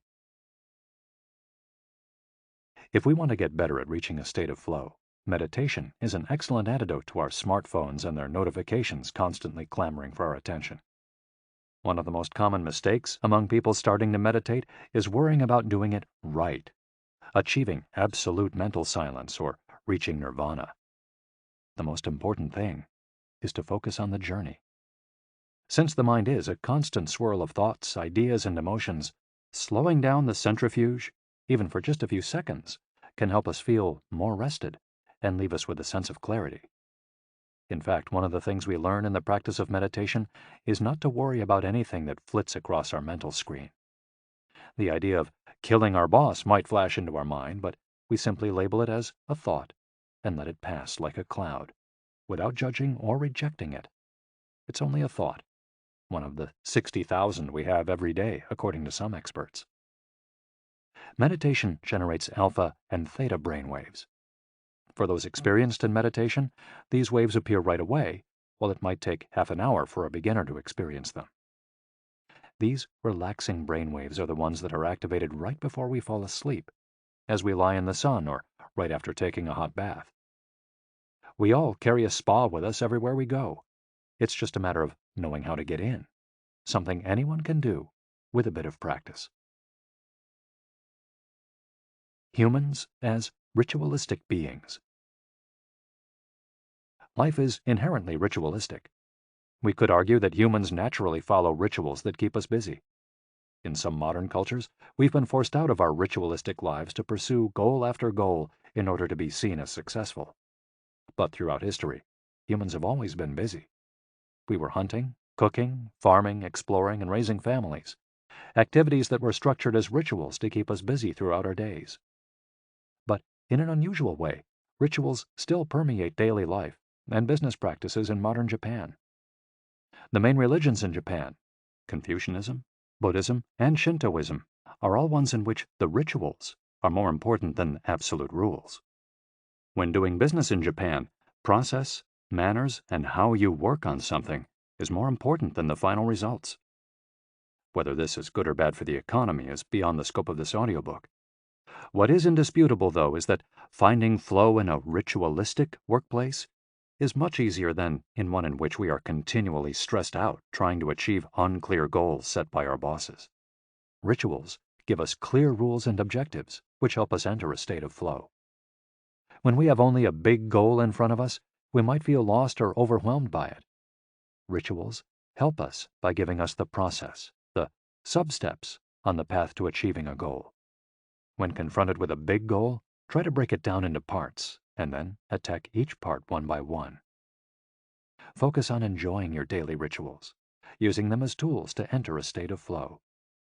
Don't worry about the outcome. It will come naturally. Happiness is in the doing, not in the result. As a rule of thumb, remind yourself, rituals over goals. The happiest people are not the ones who achieve the most. They're the ones who spend more time than others in a state of flow. Using flow to find your Ikigai. After hearing this chapter, you should have a better idea of which activities in your life make you enter flow. Write all of them on a piece of paper. Then, ask yourself 3 questions. What do the activities that drive you to flow have in common? Why do these activities drive you to flow? For example, are all the activities you most like doing ones that you practice alone or with other people? Do you flow more when doing things that require you to move your body, or just to think? In the answers to these questions, you might find the underlying Ikigai that drives your life. If you don't, then keep searching by going deeper into what you like by spending more of your time in the activities that make you flow. Also, try new things that are not on the list of what makes you flow, but that are similar and that you're curious about. For example, if photography is something that drives you into flow, you could also try painting. You might even like it more. Or if you love snowboarding and have never tried surfing, flow is mysterious. It's like a muscle. The more you train it, the more you will flow, and the closer you'll be to your Ikigai.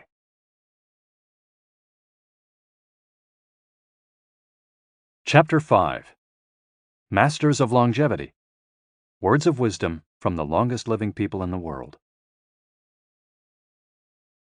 When we started working on this audiobook, we didn't want to just research the factors that contribute to a long and happy life.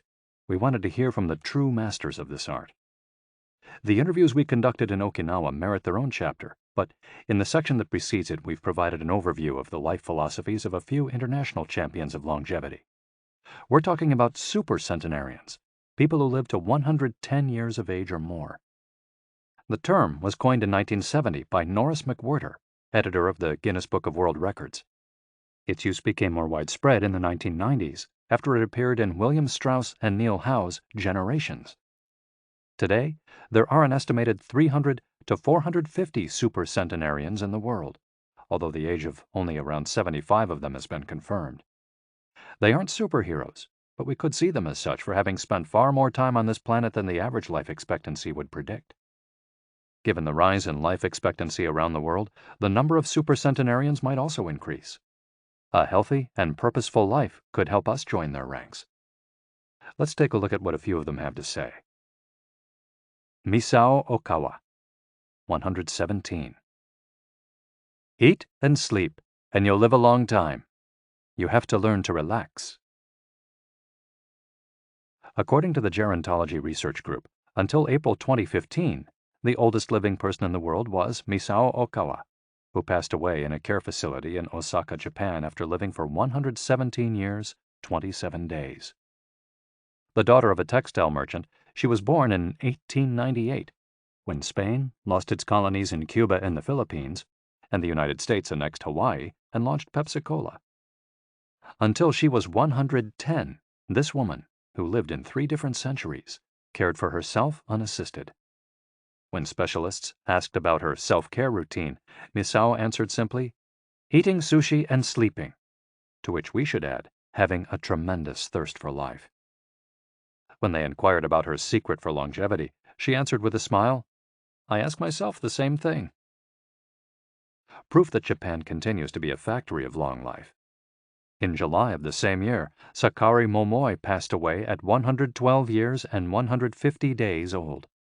At the time, he was the oldest man in the world, though he was younger than 57 women. Maria Capovilla, 116.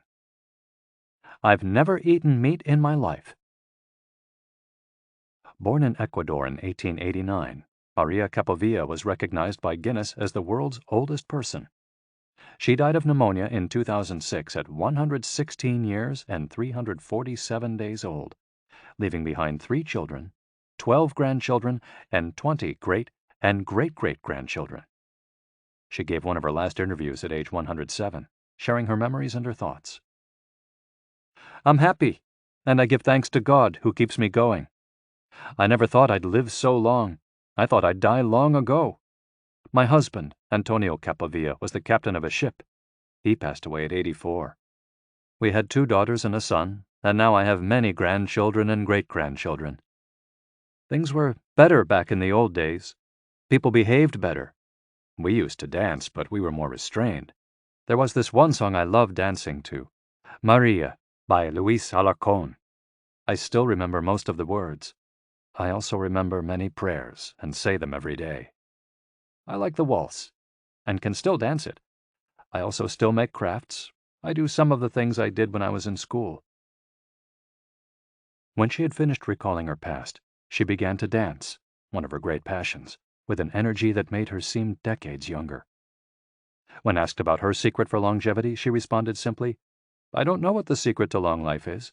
The only thing I do is I've never eaten meat in my life. I attribute it to that." Jean Calment, 122.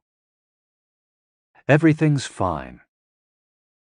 Born in Arles, France, in February 1875, Jean Calment lived until August 4, 1997, making her, at 122, the oldest person of verified age in history. She jokingly said that she competed with Methuselah, and there is no question that she broke numerous records as she went on celebrating birthdays. She died of natural causes at the end of a happy life, during which she denied herself almost nothing. She rode a bicycle until she turned 100. She lived on her own until 110, when she agreed to move into a nursing home after accidentally starting a small fire in her apartment. She stopped smoking at 120 when her cataracts started making it hard for her to bring a cigarette to her lips.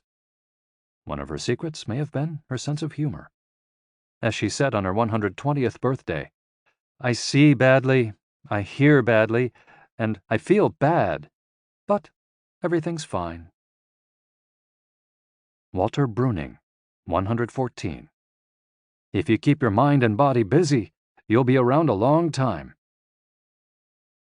Born in Minnesota in 1896, Walter Bruning was able to see 3 centuries in his lifetime.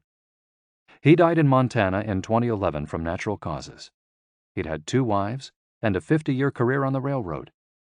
At 83, he retired to an assisted living center in Montana, where he remained until his death. He is the 2nd oldest man of verified age ever born in the United States. He gave many interviews in his final years, insisting that his longevity stemmed from, among other things, his habit of eating only 2 meals per day and working for as many hours as he could. "Your mind and your body, you keep both busy," he said on his 112th birthday. "You'll be here a long time."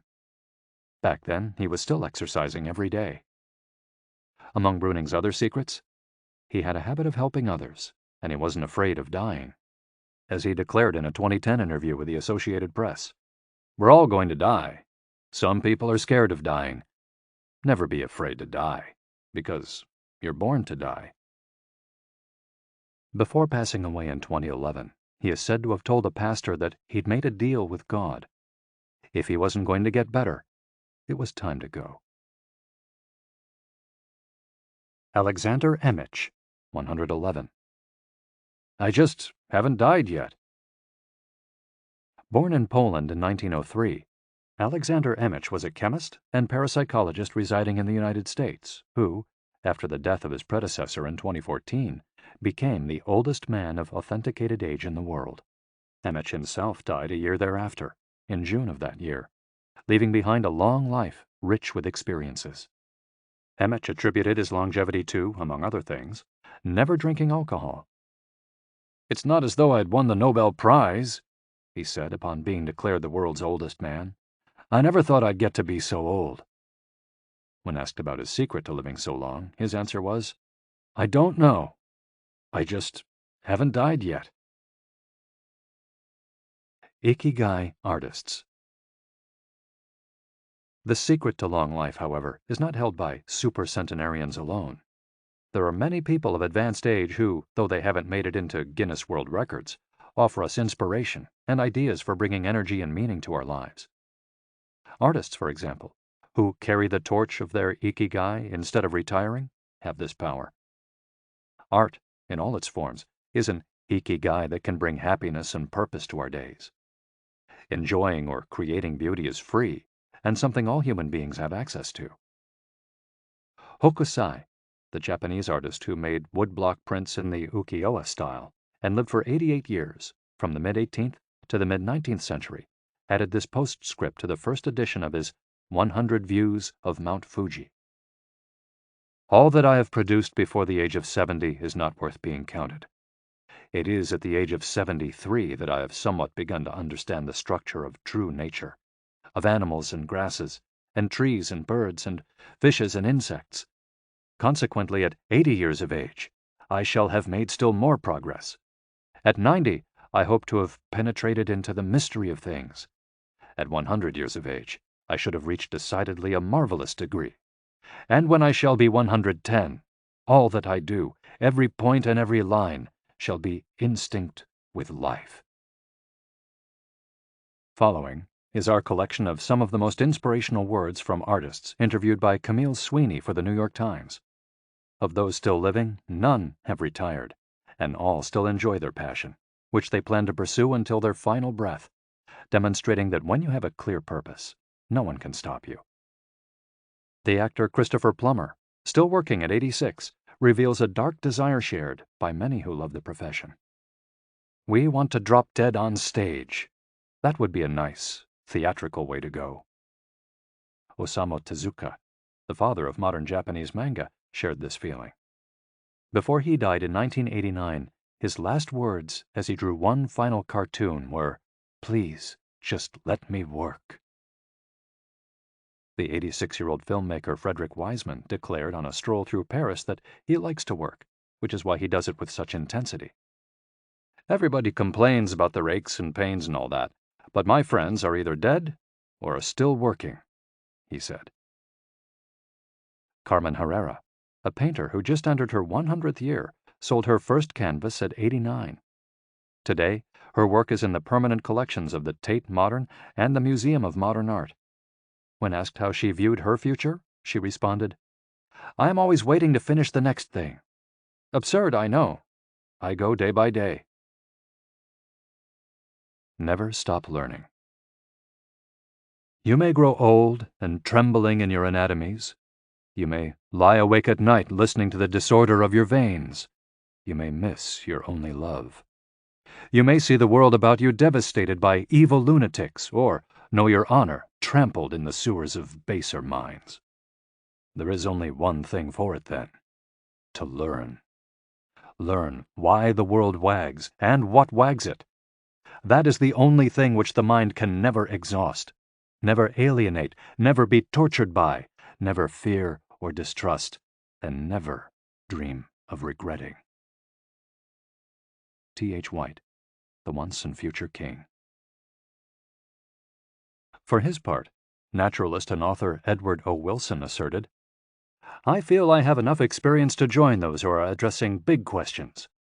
About 10 years ago, when I began reading and thinking more broadly about the questions of what are we, where did we come from, and where are we going, I was astonished at how little this was being done."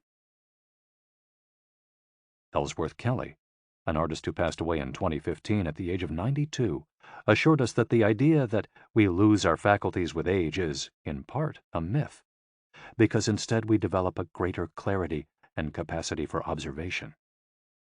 It's one thing about getting older. You see more. Every day, I'm continuing to see new things. That's why there are new paintings. At age 86, the architect Frank Gehry reminds us that some buildings can take 7 years, from the time you're hired until you're finished, a fact that favors a patient attitude with regard to the passage of time. The man responsible for the Guggenheim Museum Bilbao, however, knows how to live in the here and now. You stay in your time. You don't go backward. I think if you relate to the time you're in, you keep your eyes and ears open, read the paper, see what's going on, stay curious about everything, you'll automatically be in your time. Longevity in Japan. Because of its robust civil registry, many of those verified as having lived the longest are found in the United States. However, there are many centenarians living in remote villages in other countries. A peaceful life in the countryside seems pretty common among people who have watched a century pass. Without question, the international superstar of longevity is Japan, which has the highest life expectancy of any country in the world. In addition to a healthy diet, which we will explore in detail, and an integrated healthcare system in which people go to the doctor for regular checkups to prevent disease, longevity in Japan is closely tied to its culture, as we'll see later on. The sense of community and the fact that Japanese people make an effort to stay active until the very end are key elements of their secret to long life. If you want to stay busy even when there's no need to work, there has to be an Ikigai on your horizon, a purpose that guides you throughout your life and pushes you to make things of beauty and utility for the community and yourself. Chapter 6. Lessons from Japan's Centenarians. Traditions and Proverbs for Happiness and Longevity. To get to Ogimi, we had to fly nearly 3 hours from Tokyo to Naha, the capital of Okinawa. Several months earlier, we'd contacted the town council of a place known as the Village of Longevity to explain the purpose of our trip and our intention to interview the oldest members of the community. After numerous conversations, we finally got the help we were looking for and were able to rent a house just outside the town. 1 year after starting this project, we found ourselves on the doorstep of some of the longest living people in the world. We realized right away that time seems to have stopped there, as though the entire town were living in an endless here and now. Arriving in Ogimi. After 2 hours on the road from Naha, we're finally able to stop worrying about the traffic. To our left are the sea and an empty stretch of beach. To our right, the mountainous jungle of Okinawa's Yanbaru forests. Once Route 58 passes Nago, where Orion beer, the pride of Okinawa, is made, it skirts the coast until it reaches Ogimi. Every now and then a few little houses and stores crop up in the narrow stretch of land between the road and the base of the mountain. We pass small clusters of houses scattered here and there as we enter the municipality of Ogimi, but the town doesn't really seem to have a center. Our GPS finally guides us to our destination, the Center for the Support and Promotion of Well-Being, housed in an unattractive cinder block building right off the highway. We go in through the back door, where a man named Taira is waiting for us. Beside him is a petite, cheerful woman who introduces herself as Yuki. 2 other women immediately get up from desks and show us to a conference room. They serve us each a cup of green tea and a few shikuwasa, a small citrus fruit that packs a big nutritional punch, as we'll see later on. Taira sits down across from us in his formal suit and opens up a large planner and a 3-ring binder. Yuki sits next to him. The binder contains a list of all the town's residents, organized by age and club, or moai. Taira points out that these groups of people who help one another are characteristic of Ogimi. The moai are not organized around any concrete objective. They function more like a family. Taira also tells us that volunteer work, rather than money, drives much of what happens in Ogimi.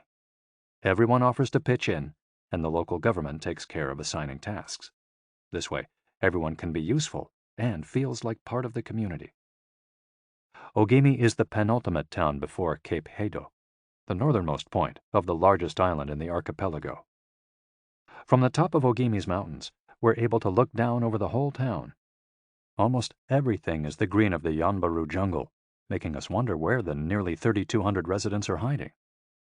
We can see a few houses, but they're scattered in little clusters near the sea or in small valleys, accessible by side roads. Communal life. We're invited to eat in one of Ogimi's few restaurants, but when we arrive, the only 3 tables are already reserved. "Don't worry, we'll go to Churaumi instead. It never fills up," says Yuki, walking back to the car.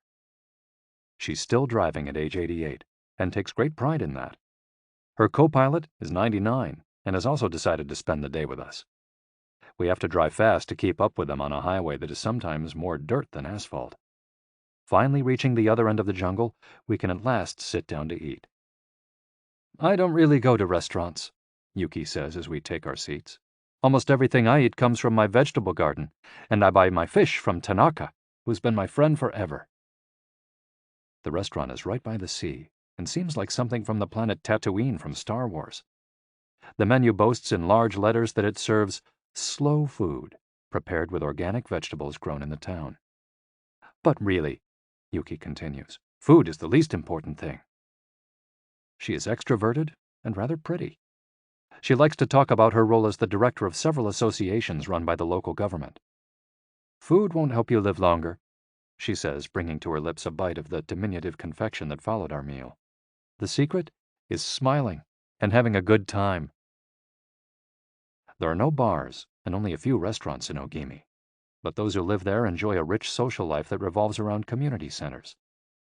The town is divided into 17 neighborhoods, and each one has a president and several people in charge of things like culture, festivals, social activities, and longevity. Residents pay close attention to this last category. We're invited to the community center of one of the 17 neighborhoods. It's an old building right next to one of the mountains of the Yanbaru jungle, home to Bunagaya, the town's iconic sprites. The Bunagaya spirits of the Yanbaru jungle. Bunagaya are magical creatures that inhabit the Yanbaru jungle near Ogimi and its surrounding towns. They manifest as children with long red hair and like to hide in the jungle's kajumaru, banyan trees, and go fishing on the beach. Many of Okinawa's stories and fables are about Bunagaya sprites. They're mischievous, playful, and unpredictable. Locals say that the Bunagaya love the mountains, rivers, sea, trees, earth, wind, and animals, and that if you want to befriend them, you have to show respect for nature.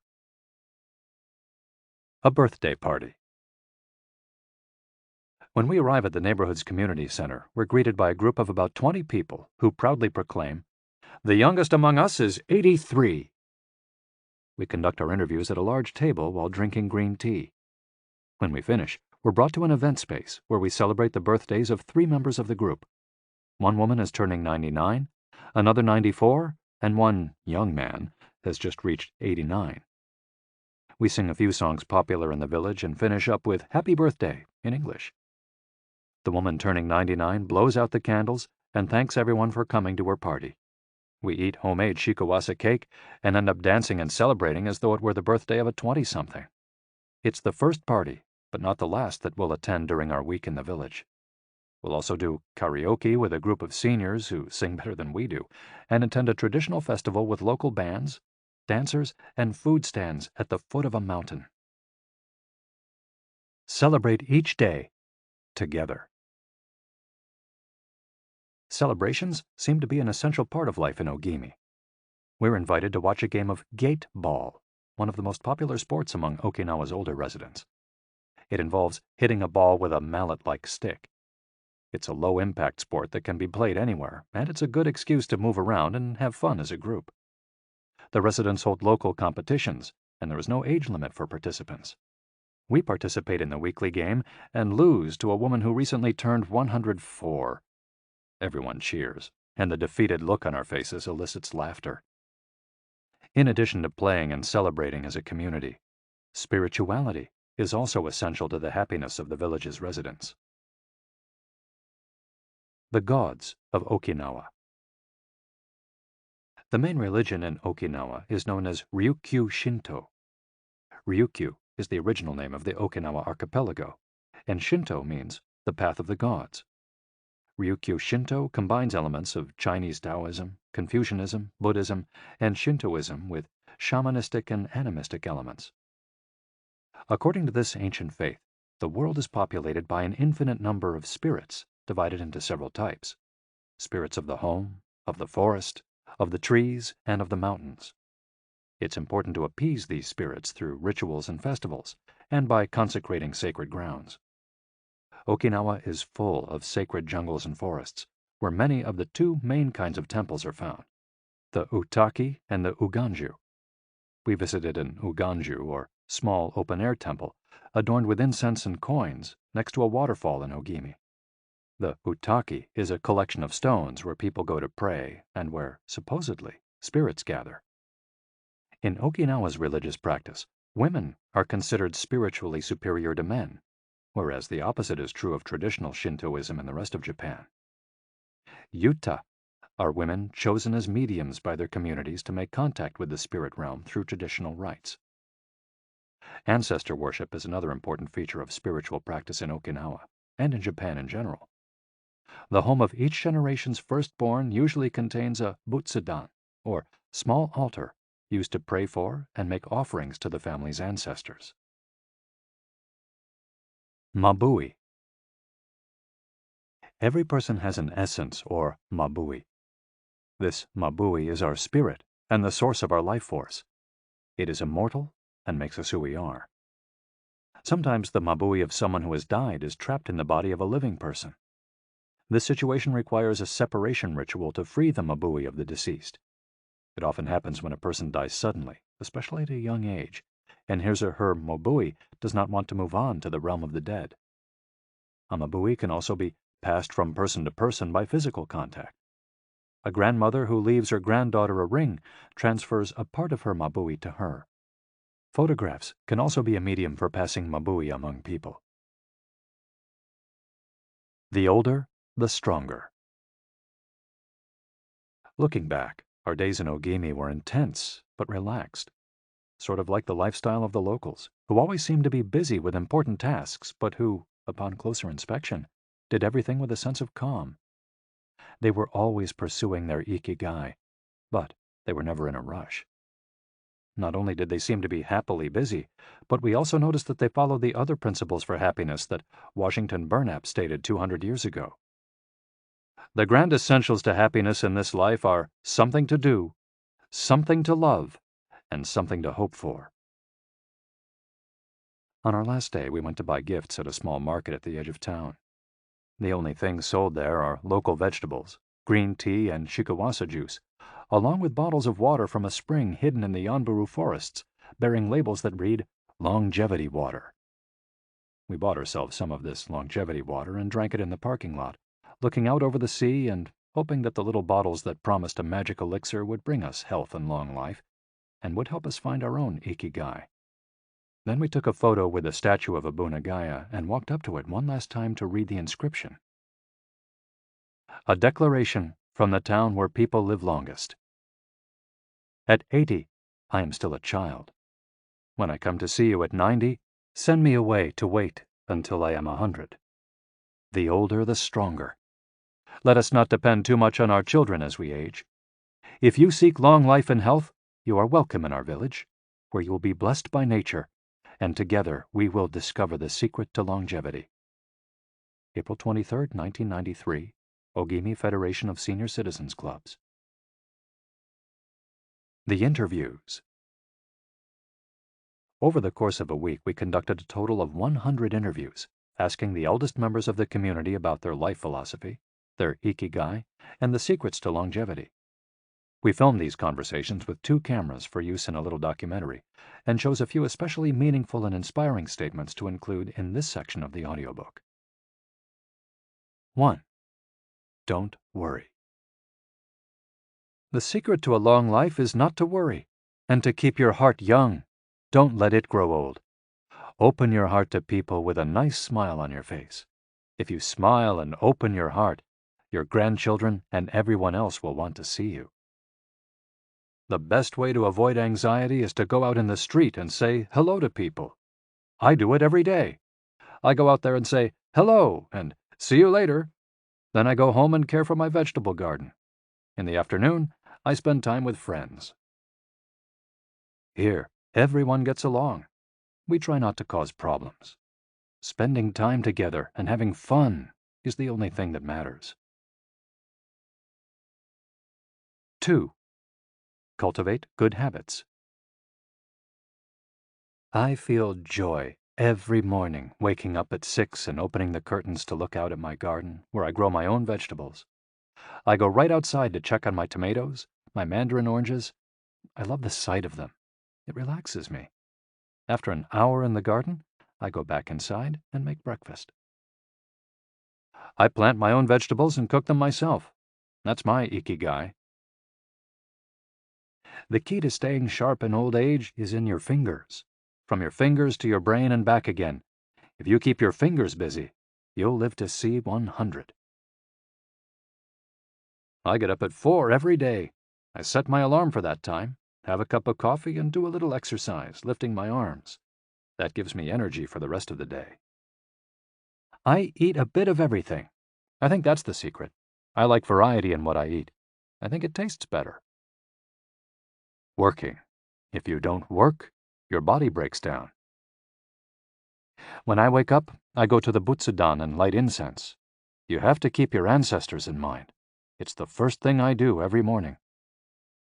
I wake up every day at the same time, early, and spend the morning in my vegetable garden. I go dancing with my friends once a week. I do exercise every day, and every morning I go for a little walk. I never forget to do my Taiso exercises when I get up. Eating vegetables, it helps you live longer. To live a long time, you need to do 3 things. Exercise to stay healthy, eat well, and spend time with people. 3.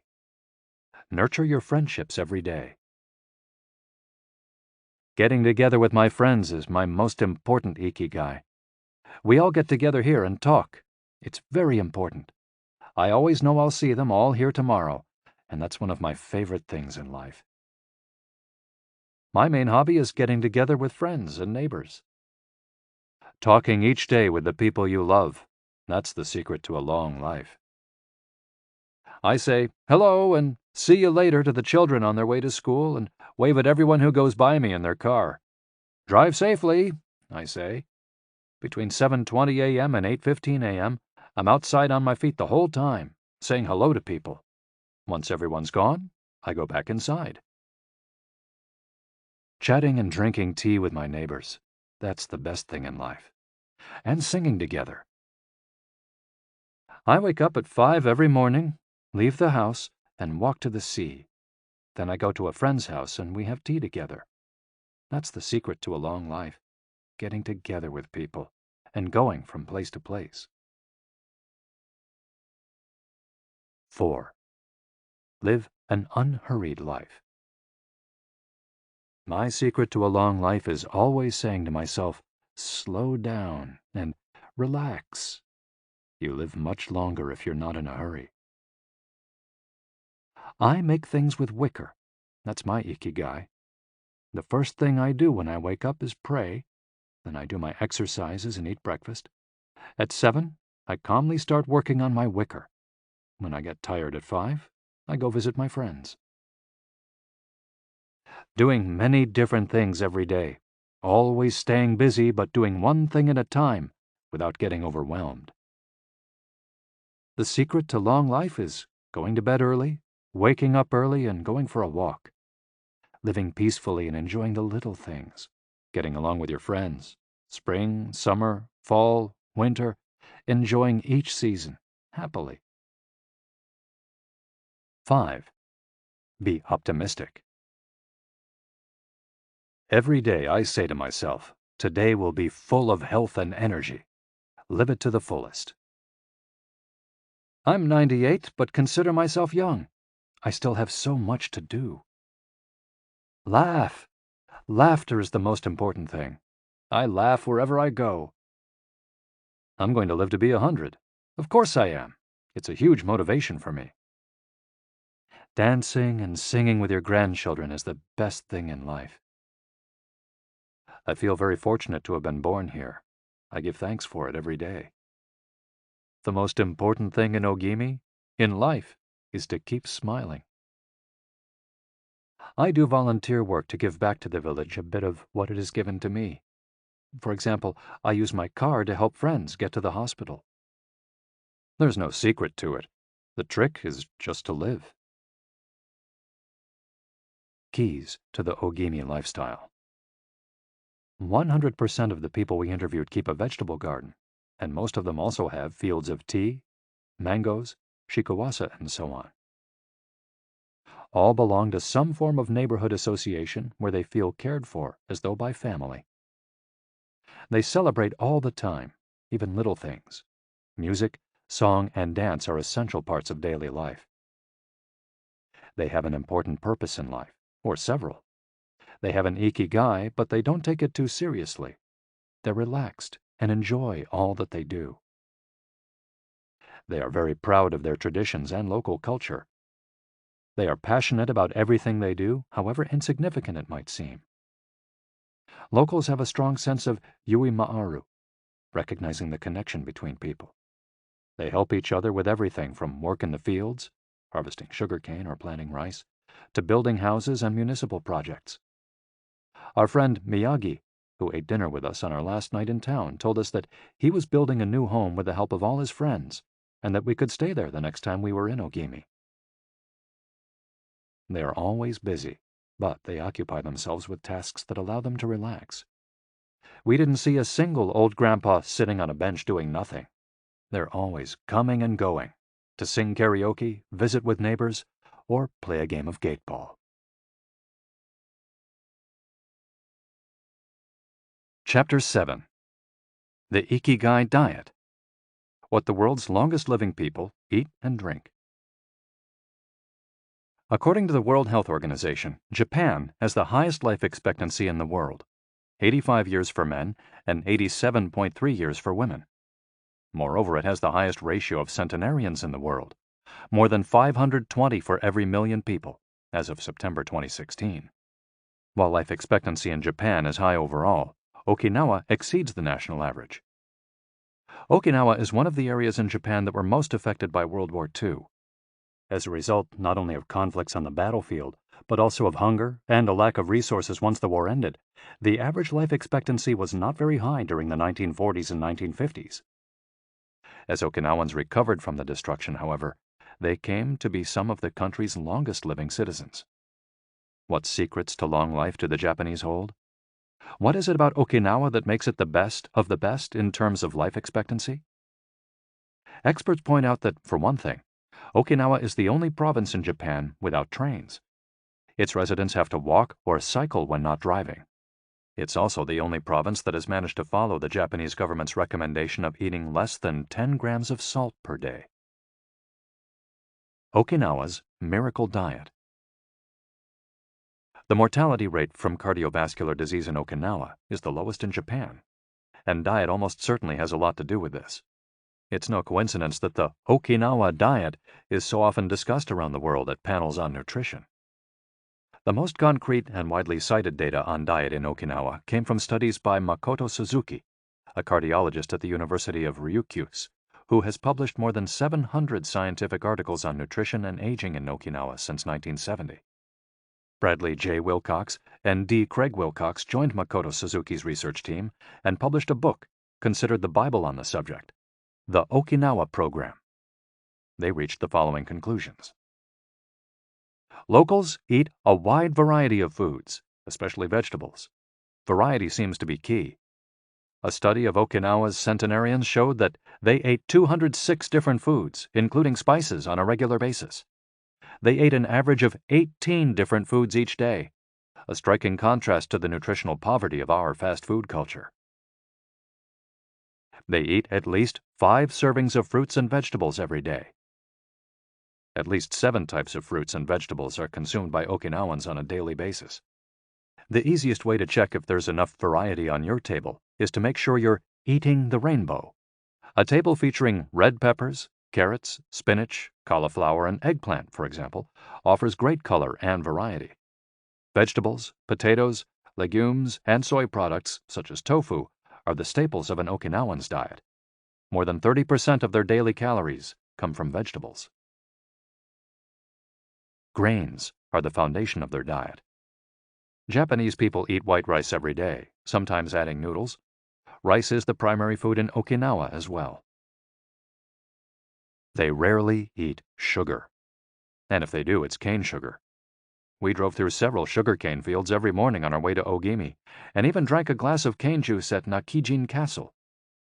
Beside the stall selling the juice was a sign describing the anti-carcinogenic benefits of sugarcane. In addition to these basic dietary principles, Okinawans eat fish an average of 3 times per week. Unlike in other parts of Japan, the most frequently consumed meat is pork, though locals eat it only once or twice per week. Along these lines, Makoto Suzuki's studies indicate the following. Okinawans consume, in general, 1/3 as much sugar as the rest of Japan's population, which means that sweets and chocolate are much less a part of their diet.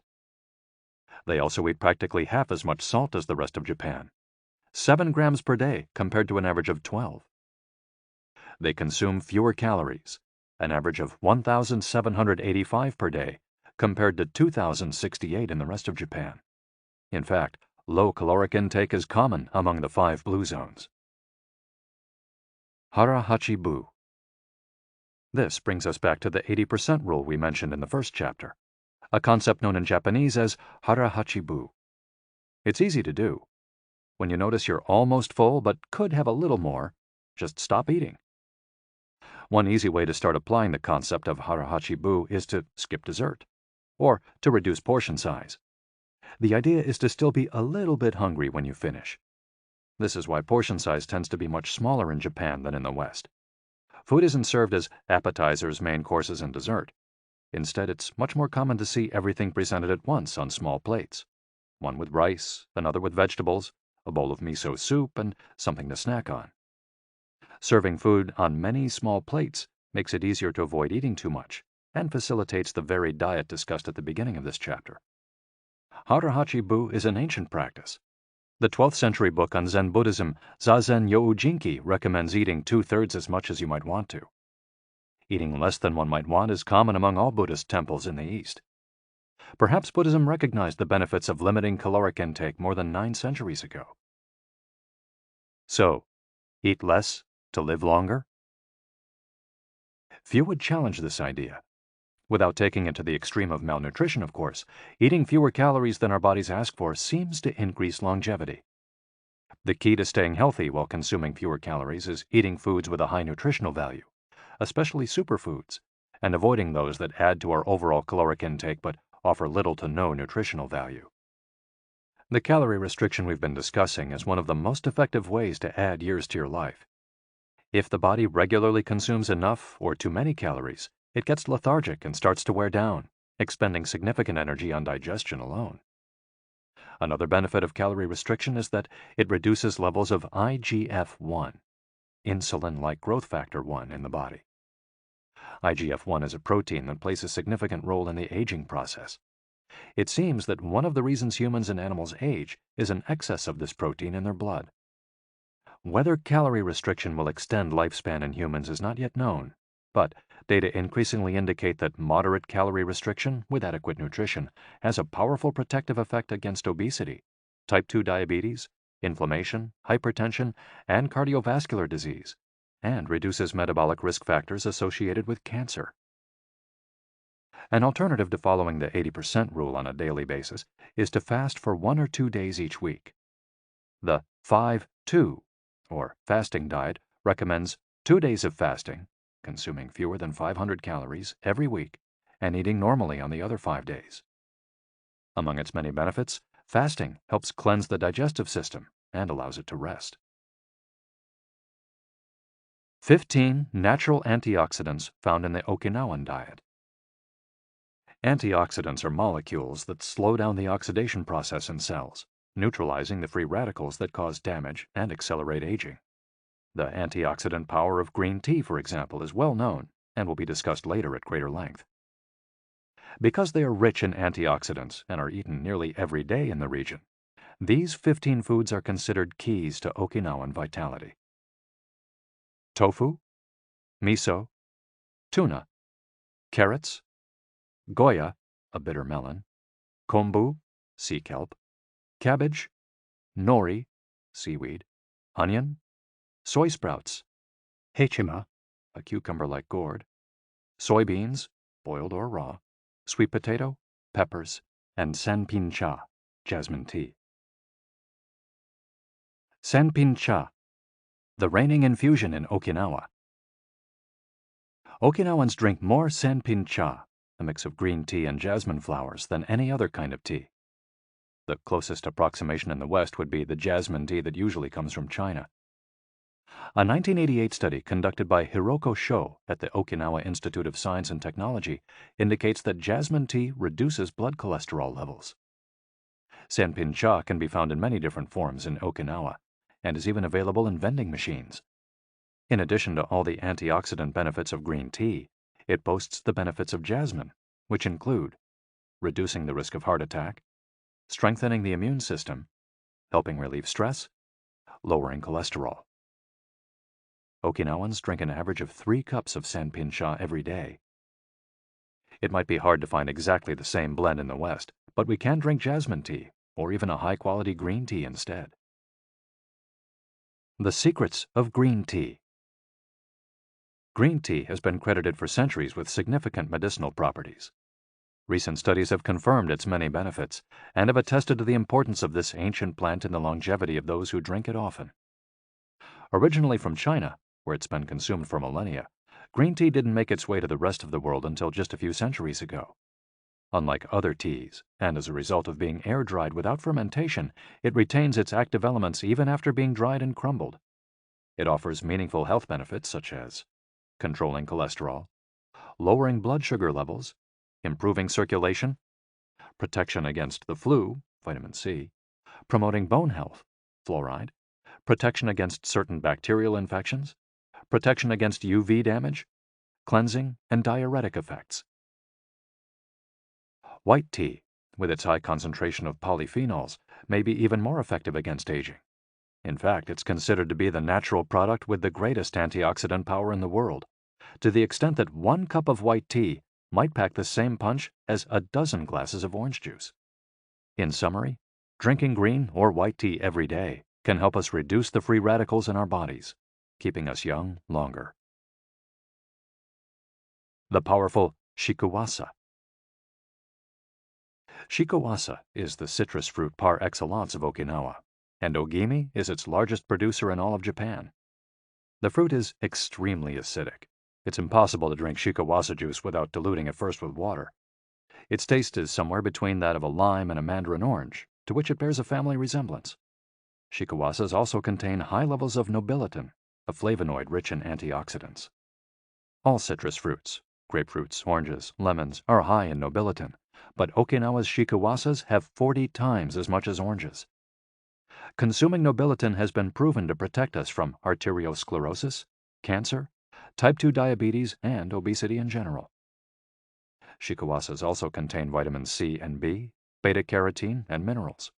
They're used in many traditional dishes and to add flavor to food and are squeezed to make juice. While conducting research at the birthday parties of the town's grandparents, we were served shikuwasa cake. The antioxidant canon for Westerners. In 2010, the UK's Daily Mirror published a list of foods recommended by experts to combat aging. Among these foods readily available in the West are vegetables, such as broccoli and chard, for their high concentration of water, minerals, and fiber. Oily fish, such as salmon, mackerel, tuna, and sardines for all the antioxidants in their fat. Fruits, such as citrus, strawberries, and apricots. They're an excellent source of vitamins and help eliminate toxins from the body. Berries, such as blueberries and goji berries. They're rich in phytochemical antioxidants.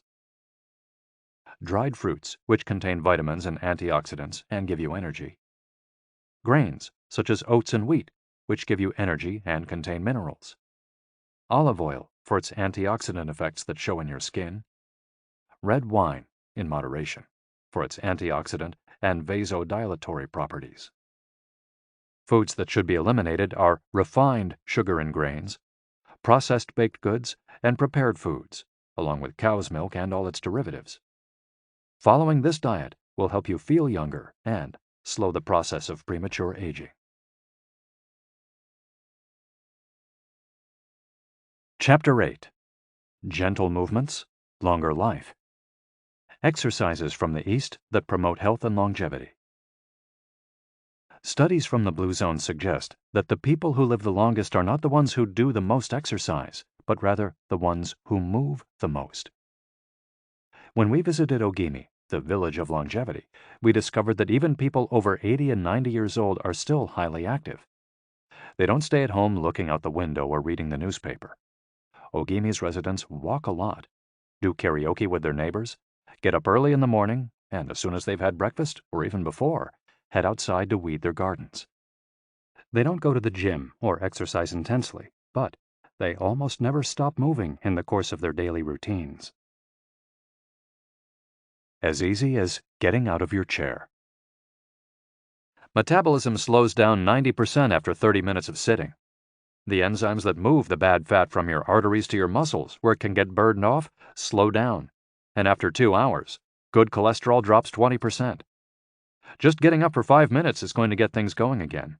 These things are so simple they're almost stupid, says Gavin Bradley in a 2015 interview with Bridget Schulte for The Washington Post. Bradley is one of the preeminent experts on the subject, and the director of an international organization dedicated to building awareness of how detrimental sitting all the time can be to our health. If we live in a city, we might find it hard to move in natural and healthy ways every day, but we can turn to exercises that have proven for centuries to be good for the body. The Eastern disciplines for bringing body, mind, and soul into balance have become quite popular in the West, but in their countries of origin, they've been used for ages to promote health. Yoga, originally from India, though very popular in Japan, and China's Qigong and Tai Chi, among other disciplines, seek to create harmony between a person's body and mind so they can face the world with strength, joy, and serenity. They're touted as elixirs of youth, and science has endorsed the claim. These gentle exercises offer extraordinary health benefits and are particularly appropriate for older individuals who have a harder time staying fit. Tai Chi has been shown, among other things, to slow the development of osteoporosis and Parkinson's disease, to increase circulation, and to improve muscle tone and flexibility. Its emotional benefits are just as important. It's a great shield against stress and depression. You don't need to go to the gym for an hour every day or run marathons. As Japanese centenarians show us, all you need is to add movement to your day. Practicing any of these Eastern disciplines on a regular basis is a great way to do so. An added benefit is that they all have well-defined steps, and as we heard in Chapter 4, disciplines with clear rules are good for flow. If you don't like any of these disciplines, feel free to choose a practice that you love and that makes you move. Following, we'll take a look at some of the practices that promote health and longevity. But first, a little appetizer, a singularly Japanese exercise for starting your day. Radio Taiso. This morning warm-up has been around since before World War II. The radio part of its name is from when the instructions for each exercise were transmitted over the radio, but today people usually do these movements while tuned to a television channel or internet video demonstrating the steps. One of the main purposes of doing radio Taiso is to promote a spirit of unity among participants. The exercises are always done in groups, usually in schools before the start of classes, and in businesses before the workday begins. Statistics show that 30% of Japanese practice radio Taiso for a few minutes every morning. But radio Taiso is one thing that almost everyone we interviewed in Ogimi had in common. Even the residents of the nursing home we visited dedicated at least 5 minutes every day to doing it, though some did the exercises from their wheelchairs. We joined them on their daily practice, and we felt refreshed for the rest of the day. When these exercises are done in a group, it's usually on a sports field or in a large reception hall, and typically involves some kind of loudspeaker. The exercises take 5 or 10 minutes, depending on whether you do all or only some of them. They focus on dynamic stretching and increasing joint mobility. One of the most iconic Radio Taiso exercises consists of simply raising your arms above your head and then bringing them down in a circular motion. It's a tool to wake up the body, an easy mobility workout that is low in intensity and that focuses on exercising as many joints as possible. It might seem basic, but in our modern lives, we can spend days without raising our arms above our ears. Think about it. Our arms are down when using computers, when using smartphones, when reading books. One of the few times we raise our hands over our heads is when reaching for something in a cupboard or closet, while our ancestors were raising their hands over their heads all the time when gathering things from trees. Radio Taiso helps us to practice all the basic movements of the body. Yoga. Popular in Japan as well as in the West, yoga can be done by almost anyone. Some of its poses have even been adapted for pregnant women and practitioners with physical disabilities. Yoga comes from India, where it was developed millennia ago to unite our mental and physical elements. The word yoga itself comes from the Sanskrit term for yoke, which refers to the crosspiece that binds draft animals to one another and to the cart they're pulling. Yoga strives to unite body and mind in the same way, guiding us toward a healthy lifestyle in harmony with the world around us. The main objectives of yoga are to bring us closer to our human nature, mental and physical purification, to bring us closer to the divine. Styles of yoga. Though all are oriented towards similar goals, there are many different types of yoga that vary according to the traditions and texts from which they were developed. The differences among them lie, as the masters say, in the path taken to the summit of our best self. Jnana Yoga. The yoga of wisdom, the search for discipline and mental growth. Karma Yoga focuses on action, on tasks and duties that benefit oneself and one's community. Bhakti Yoga, the yoga of devotion and surrender to the divine.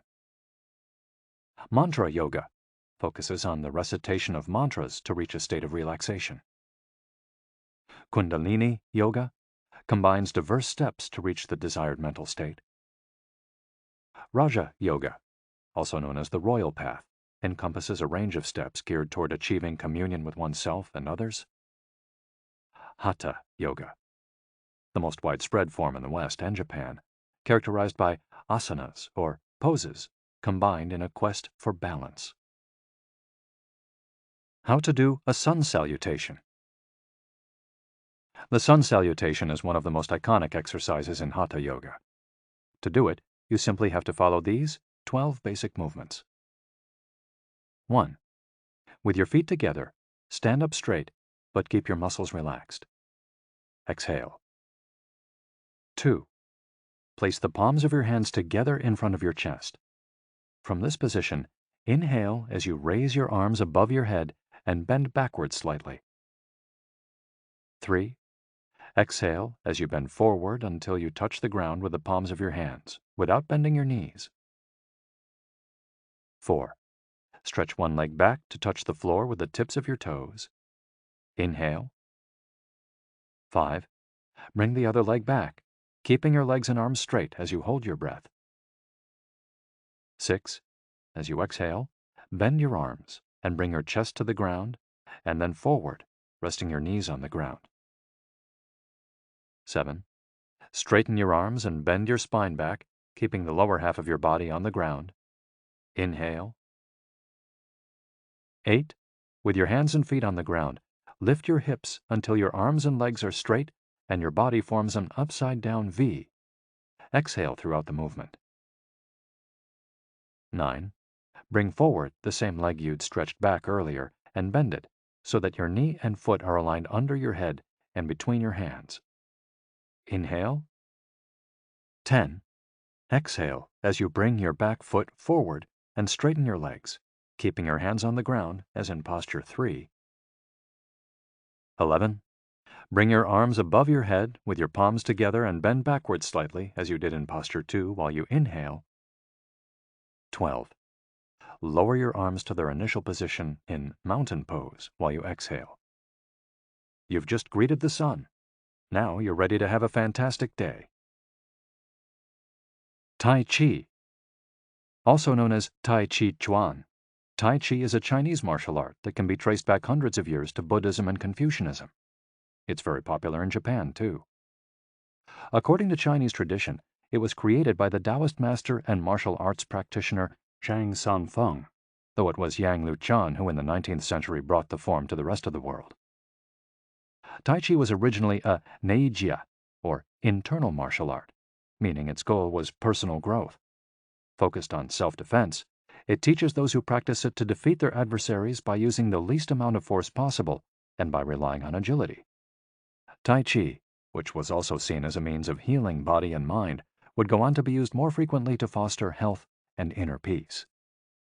To encourage its citizens to be more active, the Chinese government promoted it as an exercise, and it lost its original connection to martial arts, becoming instead a source of health and well-being, accessible to all. Styles of Tai Chi.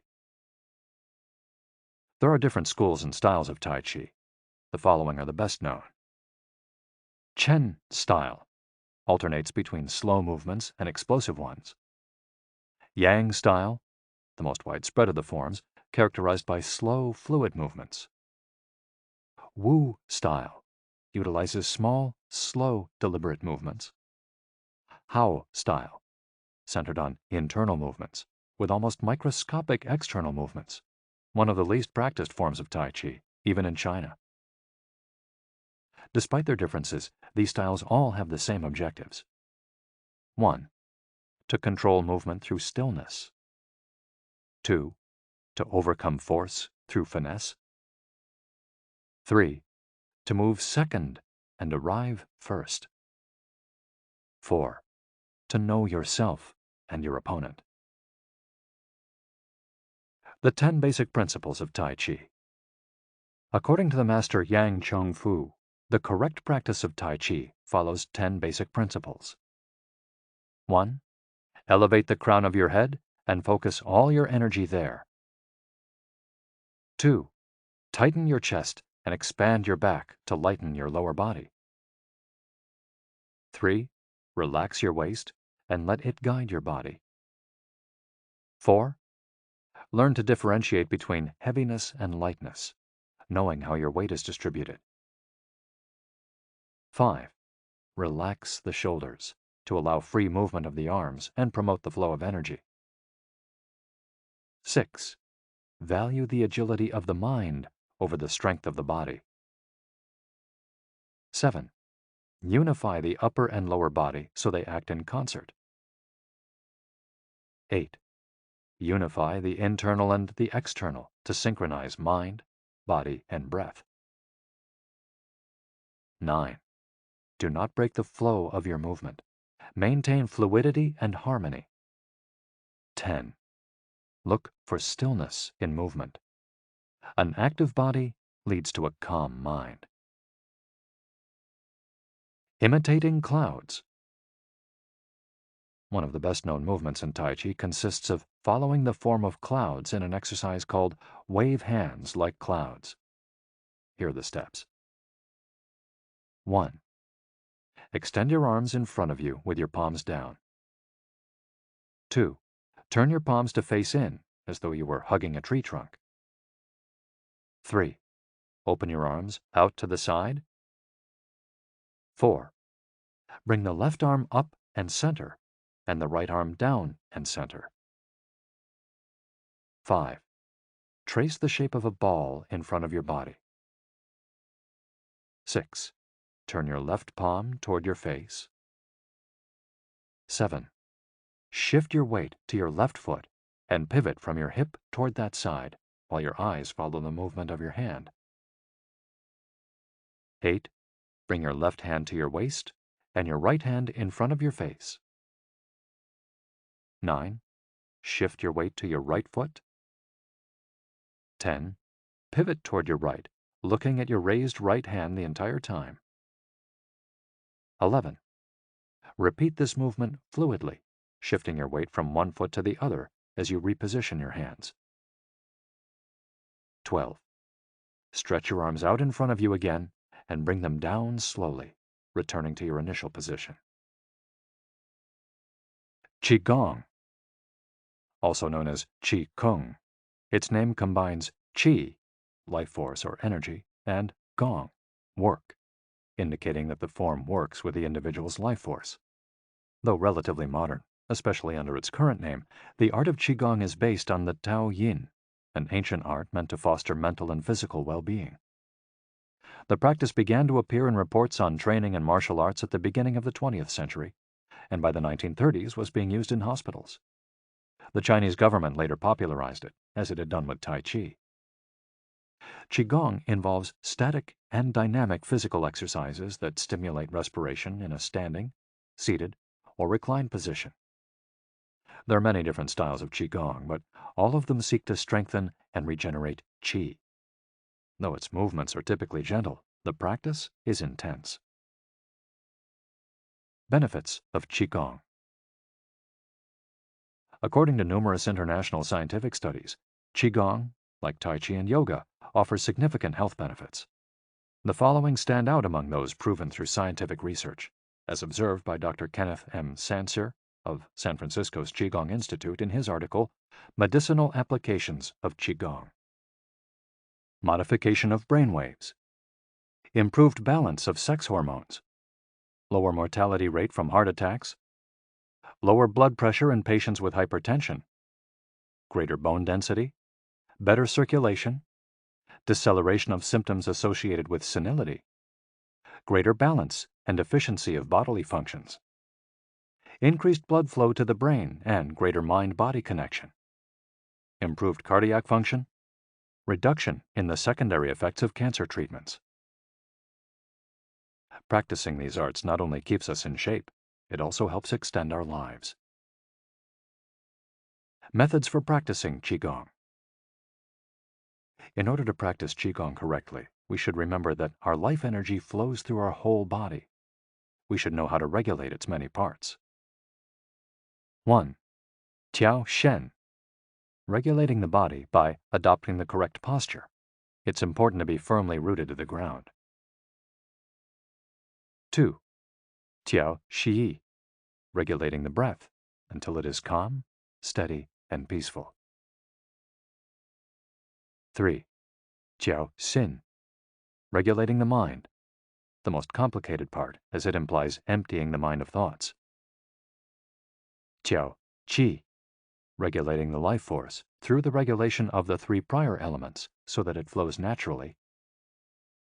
5. Tiao Shen. Regulating the spirit.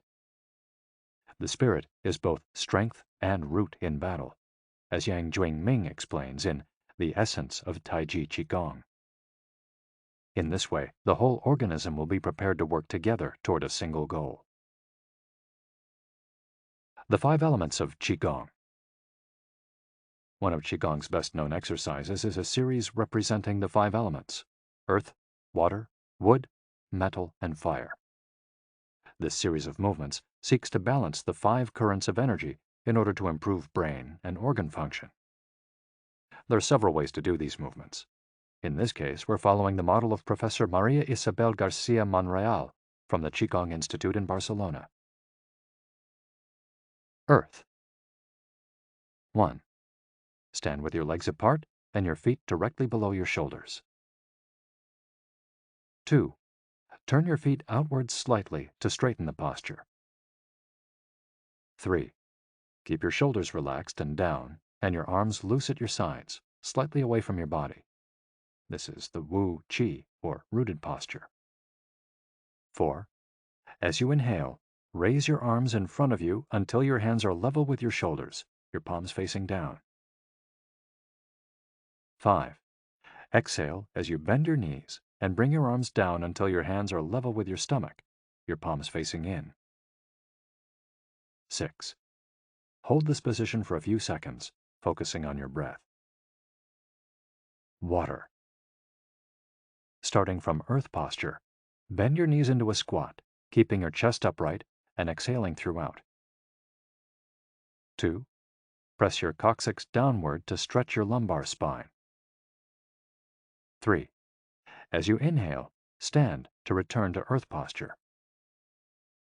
4. Repeat twice for a total of 3. Wood.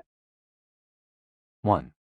Starting from earth posture, turn your palms upward and open your arms to the side, forming a circle as you inhale until your hands are level with your clavicle. Turn your hands so that your palms and elbows point downward while keeping your shoulders relaxed. 2. Reverse the movement as you exhale, making a downward circle with your arms until you reach your initial position. 3. Repeat twice for a total of 3. Metal. 1. Starting from earth posture, raise your arms until your hands are level with your sternum. 2. Turn your palms toward each other, about 4 inches apart, with your fingers relaxed and slightly separated, pointing upward. 3. As you inhale, move your hands away from each other until they are shoulder width apart. 4. As you exhale, bring your hands toward each other until they are back in position 2. 5. Repeat twice for a total of 3, observing the concentration of energy as you bring your hands together in front of your lungs. Fire. 1. Starting from earth posture, bring your hands level with your heart as you inhale, with one hand slightly above the other and your palms facing each other. 2.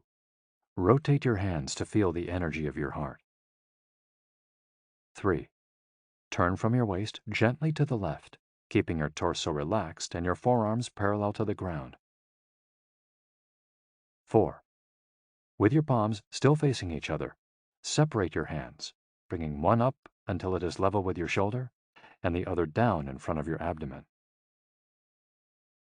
5. Turn from your waist gently to the right, keeping your torso relaxed and your forearms parallel to the ground. 6. As you exhale, let your hands come back together in front of your heart. 7. With your palms still facing each other, separate your hands, bringing one up until it is level with your shoulder and the other down in front of your abdomen. Completing the series. 1. Starting from earth posture, inhale as you bring your hands level with your shoulders, palms facing down. 2. As you exhale, lower your arms to rest at your sides, returning to the initial Wu Qi posture. Shiatsu. Created in Japan in the early 20th century, principally for the treatment of arthritis, shiatsu also works on energy flow through the application of pressure with the thumbs and the palms of the hands. In combination with stretching and breathing exercises, it seeks to create equilibrium among the different elements of the body. The following quote is about the Dao Yin, a general term referring to the ancient arts meant to foster mental and physical well-being. It is not important that a Dao Yin have a name, is imitating something, or is engraved in jade. What is important is the technique and the essence of what is really practiced. Stretching and contracting, bending and lifting of the head, stepping, lying down, resting or standing, walking or stepping slowly, screaming or breathing, everything can be a Dao Yin. Ge Hong. Breathe better. Live longer. The book Xiu Qian Shishu, known in the West as 10 Books on the Cultivation of Perfection, dates back to the 13th century and is a compendium of materials from diverse sources on developing the mind and body.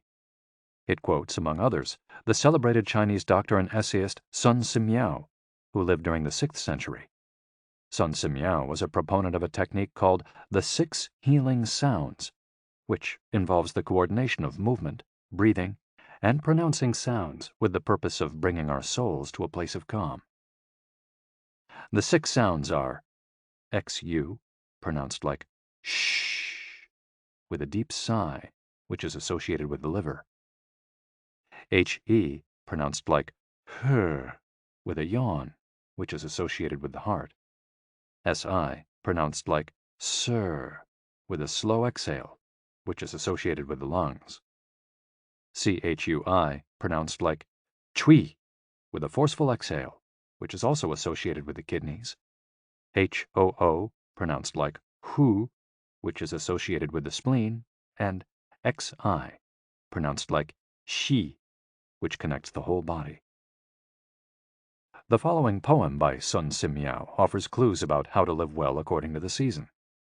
It reminds us of the importance of breathing and suggests that as we breathe, we visualize the organs associated with each of the healing sounds. In spring, breathe shh for clear eyes, and so wood can aid your liver. In summer, reach for her, so that heart and fire can be at peace. In fall, breathe sir to stabilize and gather metal, keeping the lungs moist. For the kidneys, next, breathe chui and see your inner waters calm. The triple heater needs your shi to expel all heat and troubles. In all 4 seasons, take deep breaths so your spleen can process food. And of course, avoid exhaling noisily. Don't let even your own ears hear you. The practice is most excellent and will help preserve your divine elixir. It might feel confusing to be presented with all the Eastern traditions we've introduced in this chapter. The takeaway is that they all combine a physical exercise with an awareness of our breath. These 2 components, movements and breath, help us to bring our consciousness in line with our body, instead of allowing our mind to be carried away by the sea of daily worries. Most of the time, we're just not aware enough of our breathing.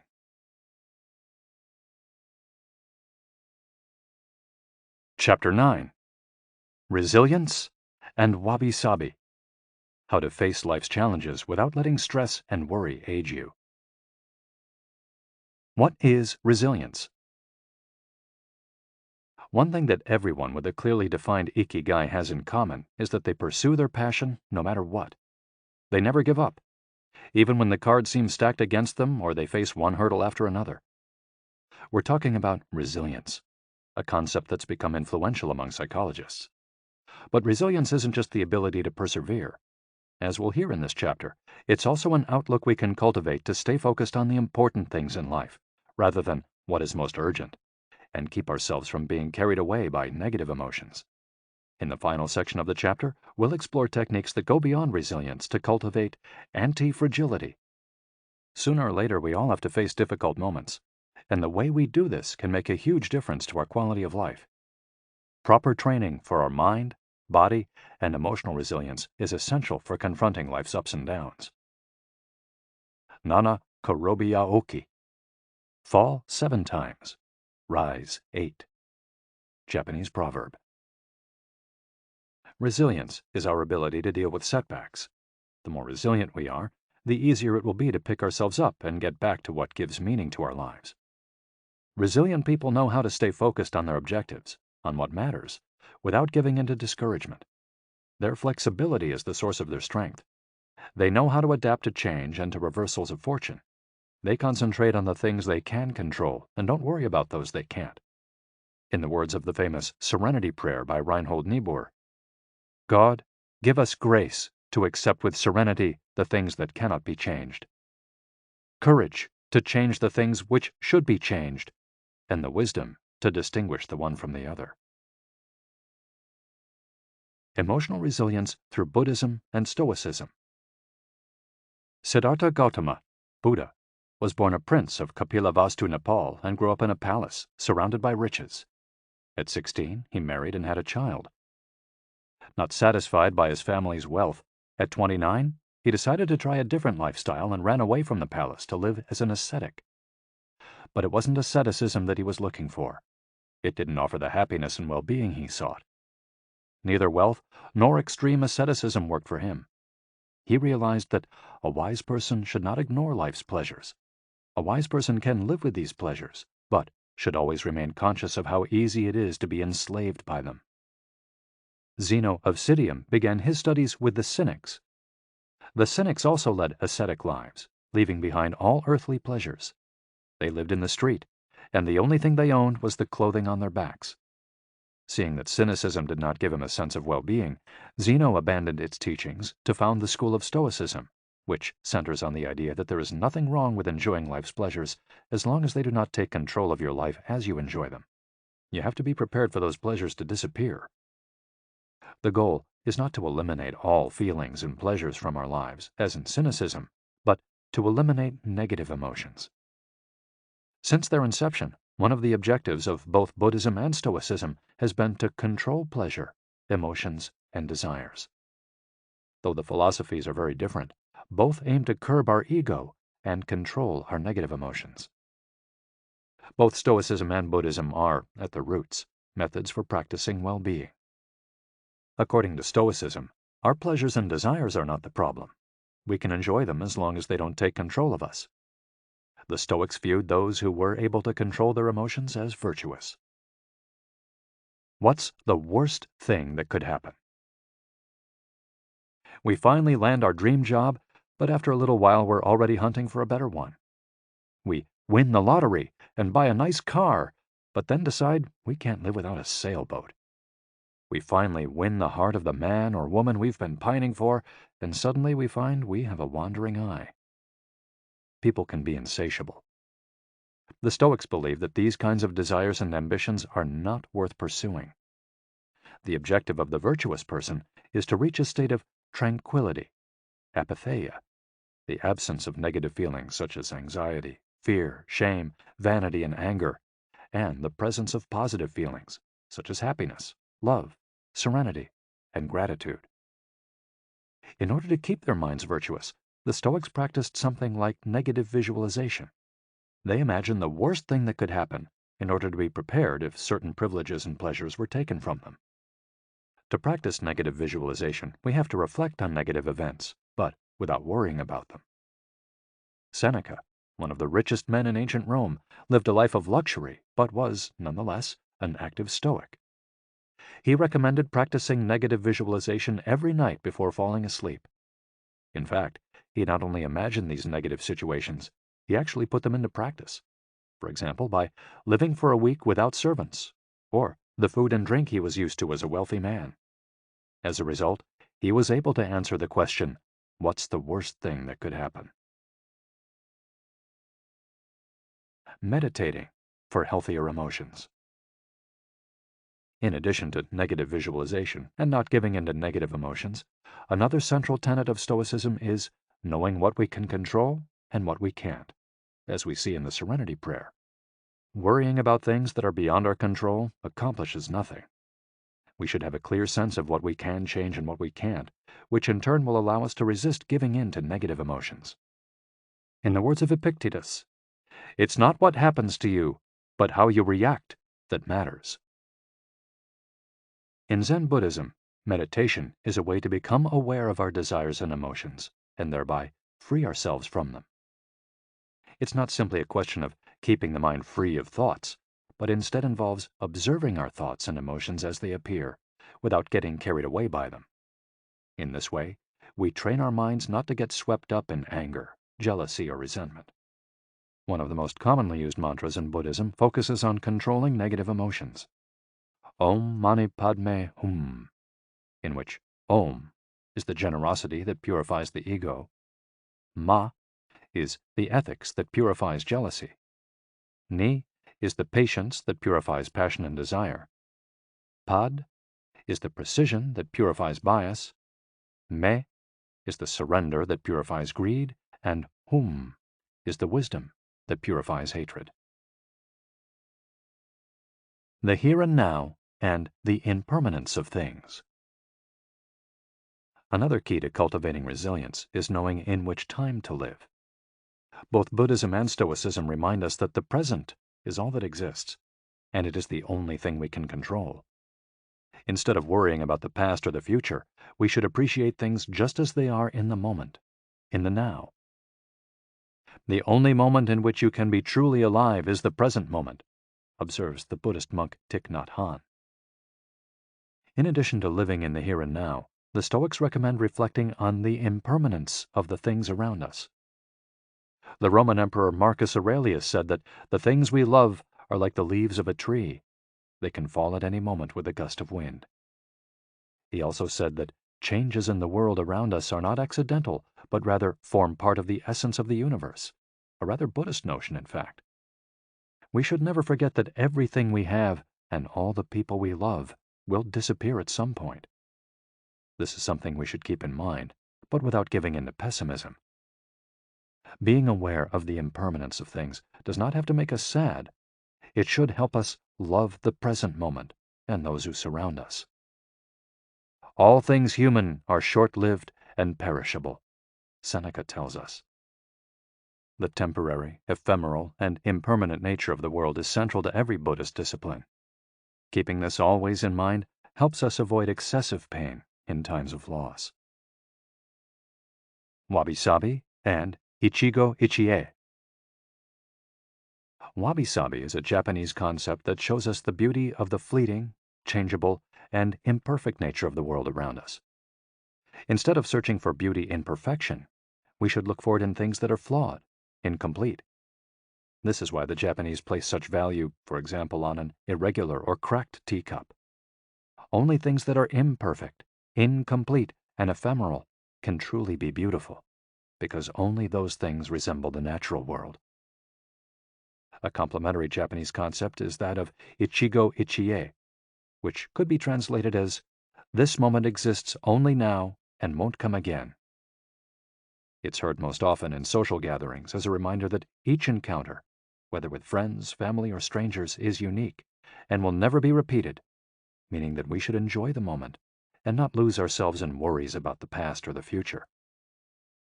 The concept is commonly used in tea ceremonies, Zen meditation, and Japanese martial arts, all of which place emphasis on being present in the moment. In the West, we've grown accustomed to the permanence of the stone buildings and cathedrals of Europe, which sometimes gives us the sense that nothing changes, making us forget about the passage of time. Greco-Roman architecture adores symmetry, sharp lines, imposing facades, and buildings and statues of the gods that outlast the centuries. Japanese architecture, on the other hand, doesn't try to be imposing or perfect, because it is built in the spirit of wabi-sabi. The tradition of making structures out of wood presupposes their impermanence and the need for future generations to rebuild them. Japanese culture accepts the fleeting nature of the human being and everything we create. The grand shrine of Ise, for example, has been rebuilt every 20 years for centuries. The most important thing is not to keep the building standing for generations, but to preserve customs and traditions, things that can withstand the passage of time better than structures made by human hands. The key is to accept that there are certain things over which we have no control, like the passage of time and the ephemeral nature of the world around us. Ichigo-ichie teaches us to focus on the present and enjoy each moment that life brings us. This is why it's so important to find and pursue our Ikigai. Wabi-sabi teaches us to appreciate the beauty of imperfection as an opportunity for growth. Beyond resilience, anti-fragility. As the legend goes, the first time Hercules faced the Hydra, he despaired when he discovered that cutting off one of its heads meant that two would grow back in its place. He would never be able to kill the beast if it got stronger with every wound. As Nassim Nicholas Taleb explains in Anti-Fragile, Things That Gain from Disorder, we use the word fragile to describe people, things, and organizations that are weakened when harmed, and the words robust and resilient for things that are able to withstand harm without weakening. But we don't have a word for things that get stronger when harmed, up to a point. To refer to the kind of power possessed by the Hydra of Lerna, to talk about things that get stronger when they are harmed, Taleb proposed the term anti-fragile. Anti-fragility is beyond resilience or robustness. The resilient resists shocks and stays the same. The anti-fragile gets better. Catastrophes and exceptional circumstances offer good models for explaining anti-fragility. In 2011, a tsunami hit the Tohoku region of Japan, doing tremendous damage to dozens of cities and towns along the coast, most famously Fukushima. When we visited the affected coast 2 years after the catastrophe, having driven for hours along cracked highways and past one empty gas station after another, we passed through several ghost towns whose streets had been taken over by the remnants of houses, piles of cars, and empty train stations. These towns were fragile spaces that had been forgotten by the government and could not recover on their own. Other places, such as Ishinomaki and Kisenuma, suffered extensive damage but were rebuilt within a few years, thanks to the efforts of many. Ishinomaki and Kisenuma showed how resilient they were in their ability to return to normal after the catastrophe. The earthquake that caused the tsunami also affected the Fukushima nuclear power plant. The Tokyo Electric Power Company engineers working at the plant were not prepared to recover from that kind of damage. The Fukushima nuclear facility is still in a state of emergency and will be for decades to come. It demonstrated its fragility in the face of an unprecedented catastrophe. The Japanese financial markets closed minutes after the earthquake. Which businesses did the best in the aftermath? Stock in big construction companies has been steadily on the rise since 2011. The need to rebuild the entire coast of Tohoku is a boon for construction. In this case, Japanese construction companies are anti-fragile, since they benefited enormously from the catastrophe. Now let's take a look at how we can apply this concept to our daily lives. How can we be more anti-fragile? Step 1. Create redundancies. Instead of having a single salary, try to find a way to make money from your hobbies, at other jobs, or by starting your own business. If you have only one salary, you might be left with nothing should your employer run into trouble, leaving you in a position of fragility. On the other hand, if you have several options and you lose your primary job, it might just happen that you end up dedicating more time to your secondary job, and maybe even make more money at it. You would have beaten that stroke of bad luck and would be, in that case, anti-fragile. 100% of the seniors we interviewed in Ogimi had a primary and secondary occupation. Most of them kept a vegetable garden as a secondary job and sold their produce at the local market. The same idea goes for friendships and personal interests. It's just a matter, as the saying goes, of not putting all your eggs in one basket. In the sphere of romantic relationships, there are those who focus all their energy on their partner and make him or her their whole world. Those people lose everything if the relationship doesn't work out. Whereas, if they've cultivated strong friendships and a full life along the way, they'll be in a better position to move on at the end of a relationship. They'll be anti-fragile. Right now, you might be thinking, I don't need more than one salary, and I'm happy with the friends I've always had. Why should I add anything new? It might seem like a waste of time to add variation to our lives because extraordinary things don't ordinarily happen. We slip into a comfort zone. But the unexpected always happens, sooner or later. Step 2. Bet conservatively in certain areas and take many small risks in others. The world of finance turns out to be very useful in explaining this concept. If you have $10,000 saved up, you might put $9,000 of that into an index fund or fixed-term deposit and invest the remaining $1,000 in 10 startups with huge growth potential, say $100 in each. One possible scenario is that 3 of the companies fail. You lose $300. The value of 3 other companies goes down. You lose another $100 or $200. The value of 3 goes up. You make $100 or $200. And the value of one of the startups increases 20-fold. You make nearly $2,000, or maybe even more. You still make money, even if 3 of the businesses go completely belly up. You've benefited from the damage, just like the Hydra. The key to becoming anti-fragile is taking on small risks that might lead to great reward without exposing ourselves to dangers that might sink us, such as investing $10,000 in a fund of questionable reputation that we saw advertised in the newspaper. Step 3.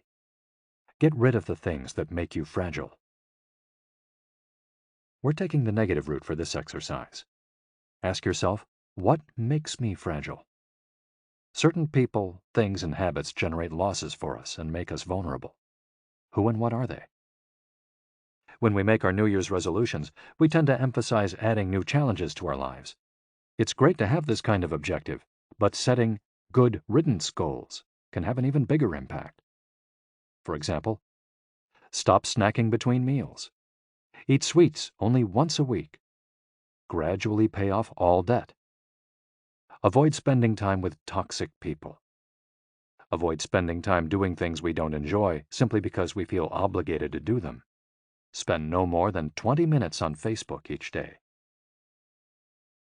To build resilience into our lives, we shouldn't fear adversity because each setback is an opportunity for growth.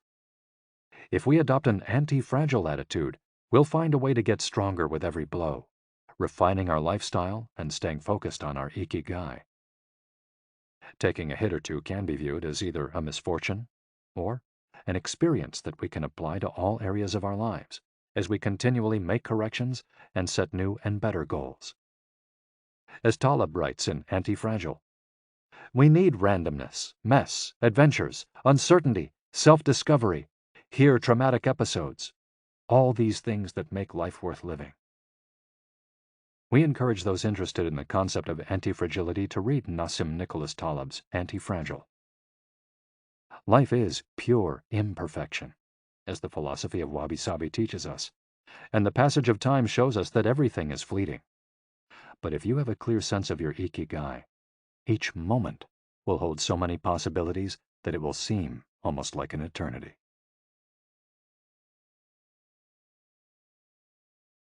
Epilogue. Ikigai, the Art of Living. Mitsuo Aida was one of the most important calligraphers and haikuists of the 20th century. He is yet another example of a Japanese person who dedicated his life to a very specific Ikigai, communicating emotions with 17-syllable poems using a shodo calligraphy brush. Many of Aida's haikus philosophize about the importance of the present moment and the passage of time. One could be translated as, "In the here and now, the only thing in my life is your life." In another poem, Aida writes simply, "Here, now." It is an artwork that seeks to evoke feelings of mono no aware, a melancholy appreciation of the ephemeral. The following poem touches on one of the secrets of bringing Ikigai into our lives. Happiness is always determined by your heart. And one last one, also by Aida, is keep going. Don't change your path. Once you discover your Ikigai, pursuing it and nurturing it every day will bring meaning to your life. The moment your life has this purpose, you will achieve a happy state of flow in all you do, like the calligrapher at his canvas or the chef who, after half a century, still prepares sushi for his patrons with love. Conclusion. Our Ikigai is different for all of us, but one thing we have in common is that we're all searching for meaning. When we spend our days feeling connected to what is meaningful to us, we live more fully. When we lose the connection, we feel despair. Modern life estranges us more and more from our true nature, making it very easy for us to lead lives lacking in meaning. Powerful forces and incentives, money, power, attention, success, distract us on a daily basis. Don't let them take over your life. Our intuition and curiosity are very powerful internal compasses to help us connect with our Ikigai. Follow those things you enjoy and get away from or change those you dislike. Be led by your curiosity and keep busy by doing things that fill you with meaning and happiness. It doesn't need to be a big thing. We might find meaning in being good parents or in helping our neighbors. There is no perfect strategy to connecting with our Ikigai. But what we've learned from the Okinawans is that we should not worry too much about finding it. Life is not a problem to be solved. Just remember to have something that keeps you busy doing what you love while being surrounded by the people who love you.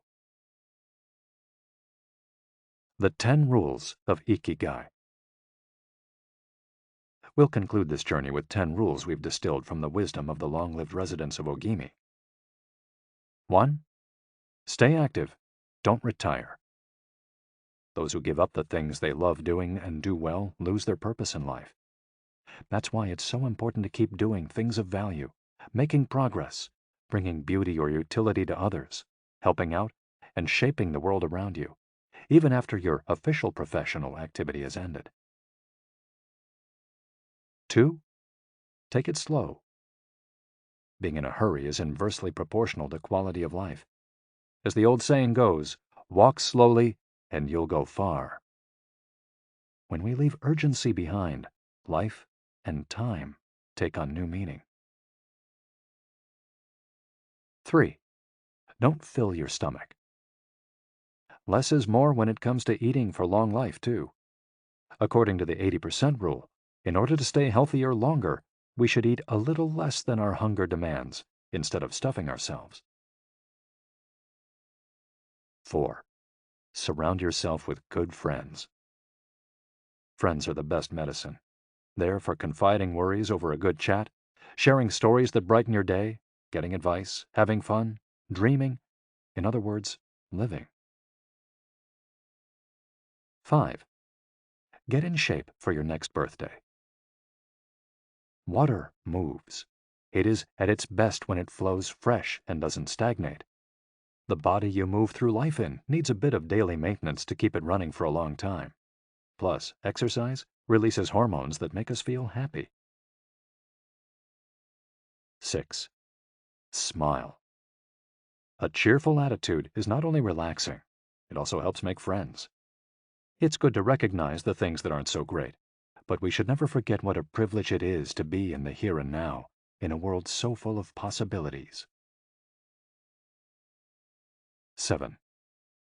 Reconnect with nature. Though most people live in cities these days, human beings are made to be part of the natural world. We should return to it often to recharge our batteries. 8. Give thanks. To your ancestors, to nature, which provides you with the air you breathe and the food you eat. To your friends and family, to everything that brightens your days and makes you feel lucky to be alive. Spend a moment every day giving thanks, and you'll watch your stockpile of happiness grow. 9. Live in the moment. Stop regretting the past and fearing the future. Today is all you have. Make the most of it. Make it worth remembering. 10. Follow your Ikigai. There is a passion inside you, a unique talent that gives meaning to your days and drives you to share the very best of yourself until the very end. If you don't know what your Ikigai is yet, as Viktor Frankl says, your mission is to discover it. The authors of this audiobook wish you a long, happy, and purposeful life. Thank you for joining us. Hector Garcia and Francesc Miralles. You've been listening to Ikigai, The Japanese Secret to a Long and Happy Life by Hector Garcia and Francesc Miralles, narrated by Walter Dixon. If you've enjoyed this audiobook and this performance, then please visit our website, gildanmedia.com. That's GILDANMEDIA.com, where you'll find a wide selection of titles in business and finance, personal development, psychology, and much, much more. And thank you for being a Gildan audio listener.